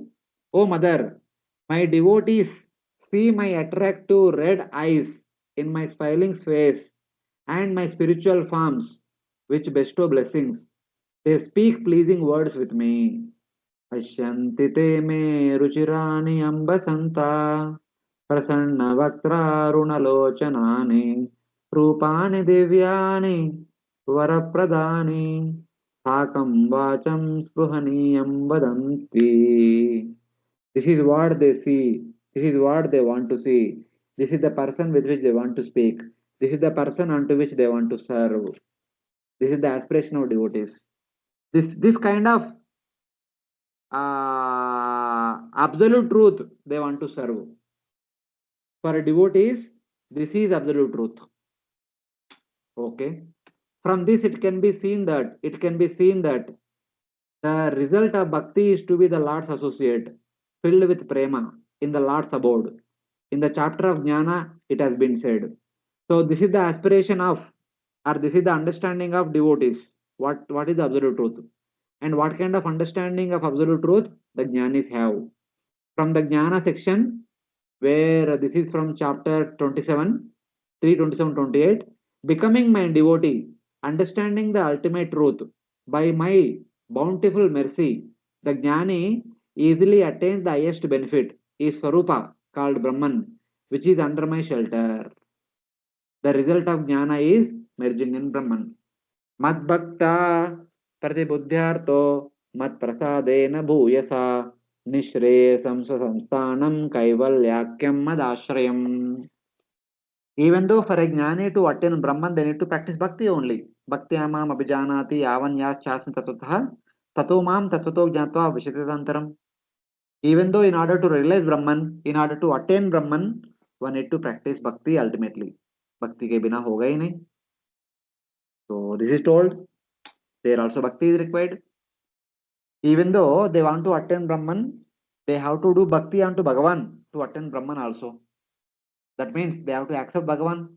They are accepting. In the chapter of Ashtanga Yoga, it is said, Muktashrayam yari nirvishayam viraktam nirvanamarchanti manas sahasayatarchay atmanamartha purusho vyavadanamekam anvikshate pratinivritta guna pravaha. So there, in Ashtanga Yoga section from chapter 28, text number 35, Lord Kapila told, when the mind of the perfected yogi becomes devoid of material objects under the shelter of the Supreme Lord, and detached from all material objects, the mind suddenly gets destroyed, just as a flame dies without oil or wick. That means when mind has no material activity to perform, then there is no need of the mind being there. Even though mind is there, it is as good as dead. Because we say mind is alive when it is performing some activity. When there is no need to perform any mental activity, the mind is dead. The Jiva, having destroyed the misconceptions of his body, then sees his Atma without coverings. When mind is dead, then the person starts seeing Atma himself. When the mind is active, the mind starts showing the mountain, the river, the building, the road, the palace, the vehicle, people, friends, relative, family members, wife, children, husband, mothers, father, parents, grandparents. It is the mind will tell us, okay, this is your husband, this is your wife, this is your children, these are your parents, these are your friends, these are relatives, this is your home, this is your car, and this is your bank balance, this is your job, this is your office, this is this is all these things are told by mind only. When the mind is dead, we don't have anything in this material world. Then we start seeing ourselves. Then we start seeing Paramatma. It is like that. As long as we are seeing things of this material world, we will never ever see things of the other world. That is very simple. Thus, the result of yoga is merely liberation by jnana and vairagya. Okay?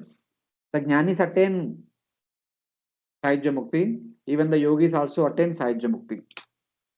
In verse 23 and 23 of this chapter, 22 and 23 of this chapter, it is said that all the results of bhakti, jnana, and yoga are achieved by the performance of bhakti alone. Yes.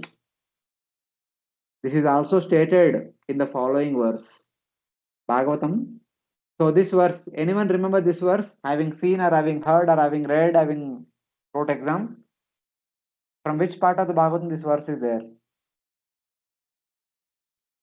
Akama sarva kamo va moksha kamo udaradi tivrena bhakti yogena yajeta purusham para. First 2.3. chapter, first canto. Second Sorry? canto, third 3.10. chapter. Second canto. Third chapter too.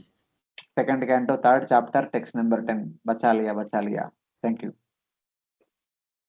The person desiring destruction of all desires. The person with all desires. Akama, sarvakamuva. Even the person with the intense desire for liberation. Moksha kamuva. Those who are desiring Sahajya Mukti. No problem. If he has good intelligence, he will worship the Supreme Lord with pure bhakti. Because pure bhakti can avoid all fulfillment of all such desires. So like that. There is one more verse which comes in the 11th canto, I suppose. Yat karma bir yat tapasa yogena dana dharmena shreyo bir tarerapi sarvam madbhakti yogena madbhakto labate an vargam maddama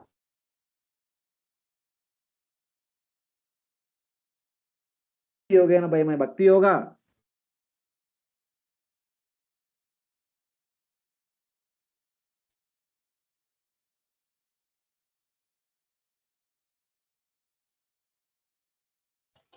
Hare Krishna.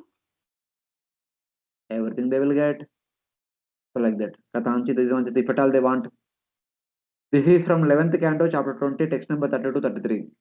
Everything that can be achieved by karma, penance, jnana, vairagya, and mystic yoga, charity, dharma, and all other auspicious means of perfecting life easily achieved by my devotees through bhakti. If somehow or other my devotee desires swarga, if somehow or other my devotee desires swarga, liberation, residence in my own abode Vaikuntha, he easily achieves such benedictions. That means Lord says that if one performs bhakti, whatever they want, they will get it. Bhakti can award everything. What is the logic behind this? The present verse answers. The reason is how and why bhakti can award everything. How and why the other practitioners need to perform bhakti to worship the Lord to get to their desired goals. What is the reason? The one Bhagavan full of six auspicious qualities, the Lord of Vaikuntha, is perceived as different forms by different worshippers with different sadhanas such as jnana and yoga. Drishyadibhi can also mean with visible and invisible swarupas. The absolute truth alone can be perceived by different performers, sometimes in a visible form, visible way, sometimes in an invisible way. But that doesn't mean that Both are different. Both are actually same only. The quality of the Parabrahman is pure consciousness alone. Jnana matram. The quality of Paramatma is the Supreme Lord, Ishvara Puman. Paramatma is Ishvara, Brahman is Jnana matram. Because Bhagavan contains both Brahman and Paramatma, by bhakti as sadhana to Bhagavan, one achieves the perfect bhakti to Bhagavan, being the Lord's associate full of prema, as well as one attains merging with the Lord, the perfection of jnana and yoga. Because Bhagavan himself includes Brahman and Paramatma, by worshipping Bhagavan, the worship of Brahman and worship of Paramatma are automatically accomplished. And by worshipping Bhagavan, one gets Krishna Prema in Dasya, Sakya, Vasalya and Madhurya Bhavas. And by worshipping Brahman and by worshipping Paramatma, one only gets Sahajya Mukti. Then, by worshipping Bhagavan also one gets Sahajya Mukti automatically. But by worshipping Bhagavan, one can get something more than Sahajya Mukti also. In that way, Bhakti, which is the worship of Bhagavan, it automatically accomplishes the worship of Paramatma and worship of Brahman. Thus, Jnana Yoga and Ashtanga Yoga are automatically accomplished. On the other hand, by practicing Jnana for Brahman or by practicing Yoga for Paramatma, one does not attain the position of an associate of the Lord. So, like that. Okay? Because Bhagavan contains both Brahman and Paramatma, by bhakti as sadhana to Bhagavan, one achieves the perfect bhakti to Bhagavan, being the Lord's associate full of prema as well, one attains merging with the Lord, the perfection of jnana and yoga. On the other hand, by practicing jnana for Brahman or by practicing Ashtanga yoga for Paramatma, one does not attain the position of an associate of the Lord with prema, for this is nowhere mentioned in the scriptures. By worshipping Brahman alone or Paramatma alone, one may get Brahman or Paramatma, but one never ever get Krishna Prema. But by practicing Bhakti, one gets Brahman, one also gets Paramatma, and one also gets Krishna Prema. This is stated in many places in the Vedic literatures, but the otherwise nowhere stated. Just by worshipping Brahman or Paramatma, even though Brahman and Paramatma are non-different from Bhagavan, but just by worshipping Brahman and Paramatma, one does not get Krishna Prema. In order to get Krishna Prema, one default should worship Bhagavan. Even what to speak of that, even in order to attain Brahma Sayuja, by the process of Jnana and Ashtanga Yoga, one need to worship Bhagavan only. Because Bhagavan is complete form of absolute truth. Brahman and Paramatma are not the complete forms of absolute truth. Because of the formlessness of Brahman, it is said to be invisible. Because Brahman is formless, that's why Brahman is called Adrushya, invisible form of absolute truth. And because Paramatma also has a formless feature, he also said to be invisible. According to some authorities, worshippers of Paramatma realizes a visible form of the Lord, since that is described in the Shruti such as Purusha Sukta and Srimad Bhagavatam. Bhagavatam second canto talks about the size of Paramatma, beauty of Paramatma, etc. etc. Kechi Swadeyanta Rudayava Kashe Pradesha Matram Purusham Vasantam Chaturbhujam Kunja Ratanga Pane Kunja Ratanga Shanka.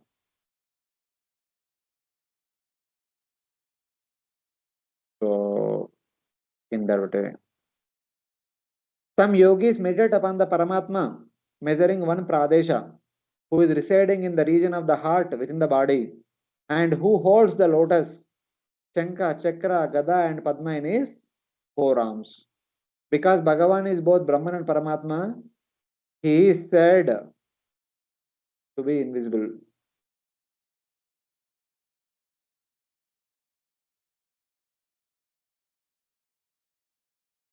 Because Bhagavan is both Brahman and Paramatma, he is said to be invisible. When the Lord becomes visible as Avatara. He is both visible and invisible, since he contains Brahman and Paramatma. When you talk about Brahman and Paramatma, you can call him as invisible, Avyakta. But when you are talking about Bhagavan, you should call him both Vyakta and Avyakta. So Bhagavan is both visible as well as invisible also. There is one verse from Vishnu Purana which talks about this concept very nicely. Prakritam Brahma Rupasya Vishnu Sthanam Manuttamam Tatra Vyakta Swaruposau Vyakta Rupo Jagatpatihi Vishnu Brahma Swarupena Swayam Eva Vivastitaha. So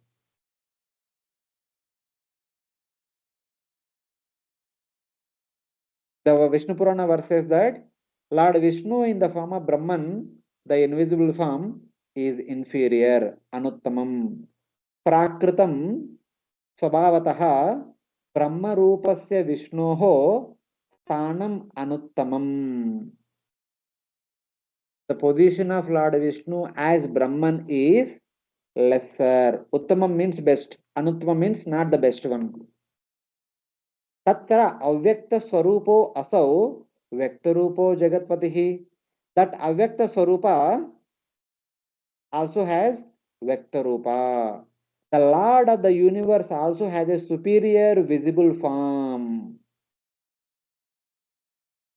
If this is inferior, Brahmarupa is inferior, then Vyaktarupa is superior.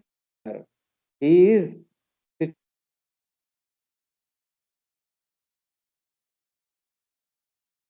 Swayam Eva Vyavastitaha. The Swayam Bhagavan is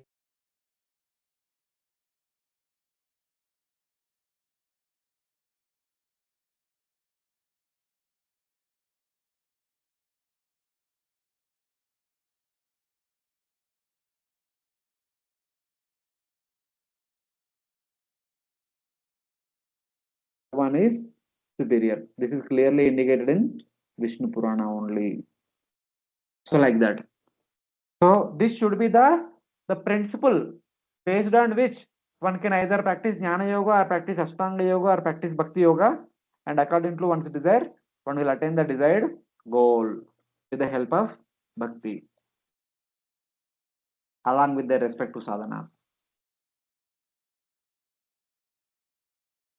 That's why it is said, Sarvam Mad Bhakti Yogena Mad Bhakto Labate Anjasa Svargapa Vargam Madhyama Katanchite Divanchati. So in that way. Now, the last verse of this section. This verse describes the common practice and result for the three types of worshippers. What is the common practices, the rules and regulations, and what is the result? Etavaneva yogena एतावान्येव Yogen samagre neha yoginaha समग्रे नेह योगिनः yujyate vimato yarto युज्यते विमतो यतो yad asangastu krishna saha. यत् असङ्गस्तु कृतस्नतः सः. Krishna The saha. greatest Krishna saha. The greatest common understanding for all yogis is complete detachment from matter, which can be achieved by different kinds of yoga.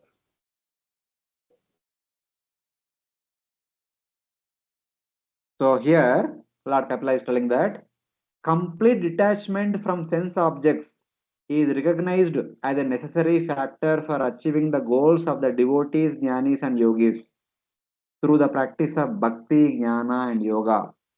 One may be practicing either bhakti yoga or jnana yoga or ashtanga yoga. Either some may be called as jnanis, yogis, or bhaktas. But in their practices, complete detachment from sense gratification is a must, without which one can never ever attain perfection. The previous verse talks about the basic conception, the basic understanding what they should have. There is no distinction between Brahman, Paramatma, and Bhagavan. All three are same. And the principal practice is complete detachment from sense objects. Then only one can attain perfection in their respective sadhana. For the devotees, jnanis and yogis, by bhakti, jnana and ashtanga yoga, complete detachment from sense objects is recognized as the desired goal, since it helps achieve that goal. In order to enter into Brahman or Vaikuntha, one need to come to this point. For that, one need to practice all our sadhanas. Complete detachment from this material world. No more attachment to things of this material world. Then only we can go back home back to Godhead. By complete detachment alone, one's desired goal of prema or liberation is achieved. Otherwise, one need to work hard in this world. It's like that. So these are the different things that are practiced by the people in the mode of goodness. Any questions till now? Hare Krishna. No. You people are able to follow or everything is going bouncer? No, Prabhuji, we follow. Hare Krishna. We are Prabhuji, following. Hare Yes, Krishna. Prabhuji, okay. Prabhuji, 12 to 15 एक बार explain कर सकते हैं? 12 to 15. 12 to 15 was about Sakama Karmis, I suppose. 12 to 15 are Adya, Sira, Charanam, Yo, Veda Garbha, Saharshabhi, Yogeshwarai. Okay. See, 12 to 15 in essence is that simple. Even though our Vedic literatures are talking about Bhagavan, Paramatma, and Brahman, all these things are there. If a person who says that Brahma Satya, Jagan Mithya, that verse is in one sense, it is talking about the Mayavadis. What is the conception of Mayavadis? So Mayavadis say that, Brahma Satyam, Jagan Mithya, Brahman is absolute truth, but all other things are not absolute truth. And that Brahman is manifested as universal form. And in that universal form, in that universe, even if we have the people around us, all of our conceptions of you, me, or human beings is Mithya. Even the Bhagavan coming in the form of Vamana, Varaha, Kurma are also Mithya. There is no concept called as Bhagavan as it exists.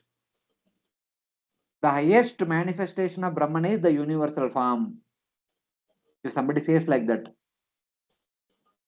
if the universal form is the highest manifestation, stay with the universal form only. When the universal form is destroyed, you also destroy. When the universal form is created, you also get created. So like that.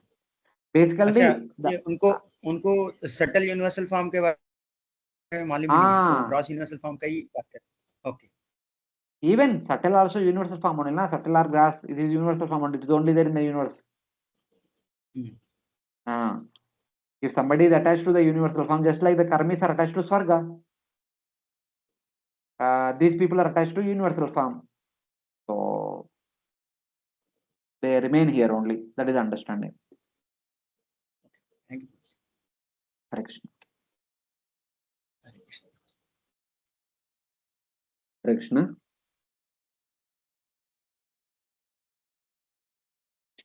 Okay. Now, Lord Kapila is going to give a quick summary of whatever he has spoken till now. But before that summary, he also want to talk about the Vivartavada of Jnanis. So till now we were talking about Jnana Yoga, Jnana Yoga. This Jnana Yoga is based on Parinamavada. But Jnanis have another system also, on the system of Vivartavada. That is somewhat echoes with the philosophy of Mayavada. So, but what could be the proper bona fide Vivartavada? So Mayavadis are proposing some philosophy, but how, by slight modifications in that, how that Vivartavada also can be considered as a bona fide. Vivartavada as it is today should not be considered as the correct one. But how we can see that Vivartavada in a right perspective, that is being indicated in the next verse by Lord Kapila. I have a desire to perform bhakti, and I have heard about bhakti and understood about bhakti. Curious about jnana and yoga, I have heard about jnana yoga and ashtanga yoga and understood them. But in jnana, I have not understood completely about the non-dual knowledge. Ekatvavada, non-dual knowledge. Therefore, explain that briefly. Thus, Lord Kapila speaks about jnana approved by the followers of the theory of Vivarta. So, Lord Kapila initially he speaks about Vivartavada, then he slightly modifies and tells what could be the bona fide Vivartavada. That he is speaking in this verse. Jnanam ekam parachiner. Jnanam ekam parachinair. Indriyair brahma nirgunam. Indriyair brahma nirgunam. Avabhati artha rupena. Avavatyartha rupena. Bhrantya shabdhadi dharmina. Bhrantya saptadi dharmina. Those who are averse to the transcendence realize the supreme absolute truth differently through speculative sense perception, and therefore, because of mistaken speculation, everything appears to them to be relative. The one Brahman here. Why? One wants to know about the non-dual knowledge of the absolute truth. That's why it is said that the one Brahman composed of consciousness alone, jnanam ekam, jnana matram, without qualities, nirgunam, appears by error, brantya avabhati. It is only by our Bhranti we think that the one Brahman, which is consciousness alone, through materially directed senses, with the help of our with our contaminated senses, to take the form of various objects with qualities such as sound. The understanding is that according to the Vivartavadis, it is the one Brahman which is consciousness alone without any qualities. Only by error, only by mistaken understanding, okay, through one's contaminated senses, one perceives it as the material world with variety. Otherwise, Brahman alone has no variety, Brahman alone has no qualities, Brahman alone has no activities, Brahman alone has no form, and Brahman is consciousness alone. Jnanam ekam, it is knowledge only, nothing else.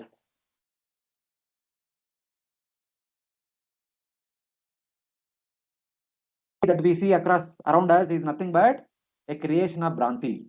It is simply a Bhranti. This is a literal meaning of the verse, and the meaning can be interpreted according to their own desire. So, how the followers of this Ekatva Vada they translate it, that we will see. Then how the Vaishnavas are translating it, that also is explained in the notes. And this is in the last verse for today. With this, we will stop. Little technical, so we'll stop so that all of you can digest it afterwards. We will see through the notes what are the two different meanings for this verse. The first meaning, according to them, what is called the one knowledge or the one non-dual Brahman, non-duality or Brahman, falsely appears by error of the Jiva to be objects endowed with qualities by the senses, which are turned towards material enjoyment, stimulated by Maya Shakti. All conditioned souls, out of Bhranti, we think that the one Brahman who is knowledge alone, who is non-duality, who is Brahman, who is knowledge alone, falsely appears in the form of the material world with variety. Thus, the Jiva thinks this drum sounds nice, the woman is beautiful, the milk is tasty. It's basically this song is very nice, this mountain is very beautiful, huh? This pizza burger is very tasty. Like that, the conditioned soul says today. But the Ekatmavadi says that all this is all Bhranti. They are an illusion. In illusion, they are speaking so many nonsense things. Like that, they say. In the absence of all the essences, because of absence of knowledge of distinction, only the one knowledge then one non-dual Brahman exists. So we are able to say that this sound is very nice, this music is very nice, and this mountain is very beautiful, and this pizza burger is very nice because we have senses. We have eyes to see, we have ears to hear, we have tongue to taste. When we don't have the eyes, any of the senses with us, then we will not have any experience of variety. So that is the thing. Then then is there completely falsity in the objects perceived through error. No.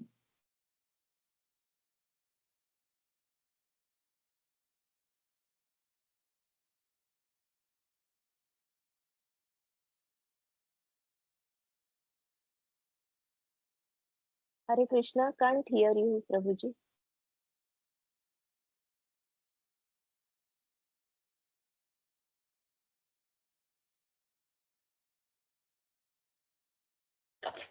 Hare Krishna. Not audible. Sense, knowledge alone, without any variety. It is Hare by the Krishna, senses. Prabhuji, we could not Yes, hear Mataji. you. For the last 2-3 Why? minutes, we could not hear you. No, there was no But sound. but now you are able to hear me? Yes, Krishna. Prabhuji. Yes, Prabhuji. Now we able to hear. I was only reading through this. Basically, what we call what is Brahman known as knowledge alone or non-duality alone. It is only by our illusion we perceive it as the material world with variety. Okay, and perceiving that we say that okay, this song is very nice. This music is very nice, and this mountain is very beautiful to look at, and this pizza burger is very tasting very nicely. Like that, we start saying. That is because of senses. But in reality, we are Atma, Aham Brahmasmi. When give away all the senses, we don't experience any variety. That means all the variety that we are saying is good, it is out of illusion. Because that variety has no existence, that variety has no reality, that is simply mithya, that is simply Bhranti. This is one meaning of this verse.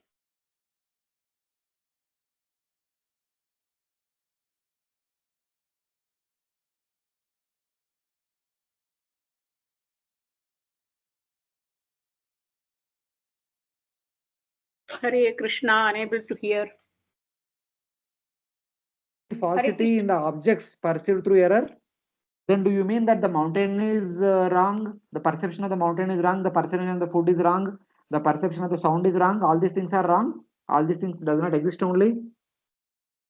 No, they do exist. Error simply means to perceive a shell to be silver when one is not aware that it is actually a shell and one then thinks that is silver. If a unknown person, if he goes to river bank and ocean bank and he sees a shell and he asks other person, what is this? Or in the past, this person had heard there is something called as silver, which looks whitish in color and which is hard. So he sees shell on the ocean bank and he tells, okay, this is whitish, this is hold, this is very hard, and this is silver. That is called Bhranti. Out of immature knowledge, one sees something and one heard something in the past and he correlates both and he says this is this. That kind of correlation is called illusion. That kind of correlation is called error. But in reality, silver exists and shell exists. And unless until one has the proper knowledge of what is silver, what is shell, one is said to be erroneous. It's like that. Existence of shell and silver are not denied. Both are existent. One sees forms by the eye. The eye is the sense. The person is the seer or doer. And the knowledge is the form as its object. So there is a mountain in front of me. I am seeing it. My eyes are seeing it. And the mountain as the form. And I am the perceiver. There is merely experience of variety in Brahman which is actually consciousness alone. The different elements of knowledge characterized by the doer, the sense and action are created by Maya. Actually, in reality, it is Brahman which is alone existing everywhere. We are only seeing Brahman everywhere in the form of a mountain in front of us. The Brahman is real. The mountain is also real, but it exists only for some time. It does not exist always as a mountain. When there is pralaya, the mountain is completely destroyed. But even after pralaya, the Brahman exists. So this is the difference. The Ekatma Vada explanation from Vaishnava's point of view is the mountain is also manifestation of Brahman. That's why it is not different from Brahman. But this manifestation of Brahman in the form of mountain is temporary.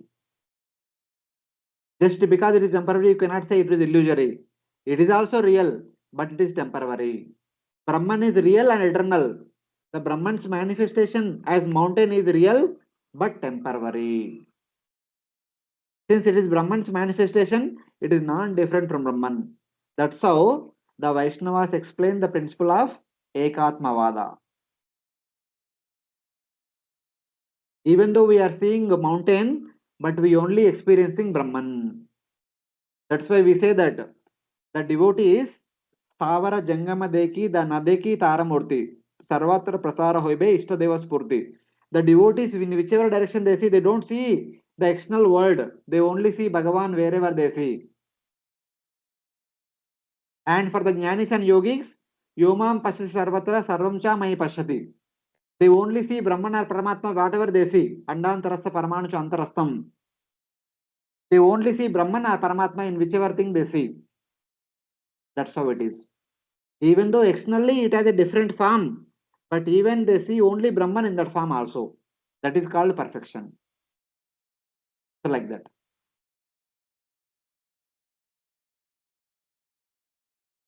This is merely the experience of variety in Brahman, which is actually consciousness alone.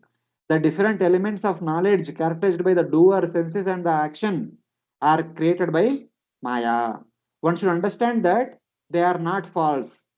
Jiva, created by ignorance, a function of Brahman, errs from his natural knowledge and develops infinite types of knowledge because of distinguishing the doer, sense, and action. What is error is seeing these things separate from Brahman is error. A conditioned soul sees all these things separate from Brahman and thinks that they are meant for his enjoyment. Instead, a practitioner, he sees everything is a manifestation of Brahman and they are all meant for the pleasure of Brahman. This is the difference. That difference we need to understand. There is the manifestation of error in the jiva because of the various types of knowledge, the various objects manifest for that person.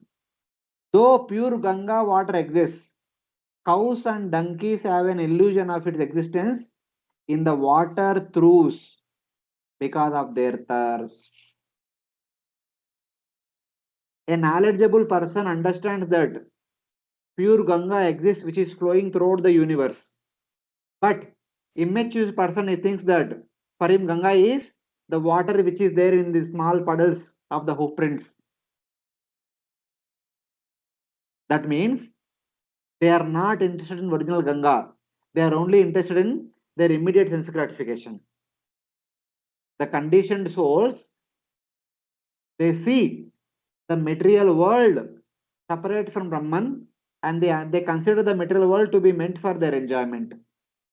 But only a perfected being sees the material world not different from Brahman and they consider the material world as an object of worship for the material absolute truth. This is the difference. The mistaken person is compared with the donkeys and cows and he sees water in the small puddles and he says that I am the most happiest person today because I got water to drink today. I got water to enjoy today. That is their concept.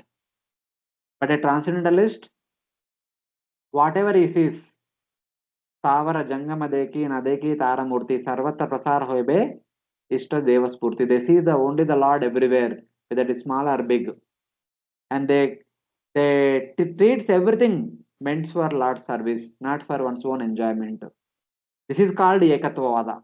The real Ekatvavada is everything is Lord's manifestation, everything is meant for the Lord. Otherwise, the erroneous understanding is everything is different from the Supreme Lord and it is meant for my enjoyment. That is Bahudavada. There is no knowledge without error for mankind. Knowledge means here there is no understanding that okay, this is pizza and burger, this is the song, this is beautiful music, and this is mountain beautiful to look at. This kind of understanding is only because of erroneous understanding. But real understanding, the real Ekatmavada is everything is manifestation of Brahman. That means everything is Brahman. Everything is meant for the pleasure of Brahman. Everything should be used for the service of Brahman or absolute truth. So that is the real Vaishnava understanding of Ekatmavada. And the so-called Jnanis, their understanding of Ekatmavada is this entire material existence is mithya, illusory. But the karmis say that entire material world is separate from the absolute truth and it is meant for my enjoyment. Like that, we have three theories. Materialistic theory, Vaishnava theory, and Ekatmavada Jnana theory. So like that. Hare Krishna. So we'll stop here. Little technical. So because mode of Sattva Guna, Sattva Guna means analysis. One will have the ability to analyze things. That's why they have different theories. And Rajoguna, Tamoguna, no capacity to analyze things. For them, only sense gratification. Enjoy, enjoy, enjoy. So it's like that. Okay, Hare Krishna. We'll stop here. We'll continue next class, starting from text number 29 onwards. Yeah. Any questions? Hare Krishna. Yes, Mataji. Any questions? No, Prabhuji, no. Okay. If there are no questions, so we'll stop here. So, but anyway, thank you very much for joining today.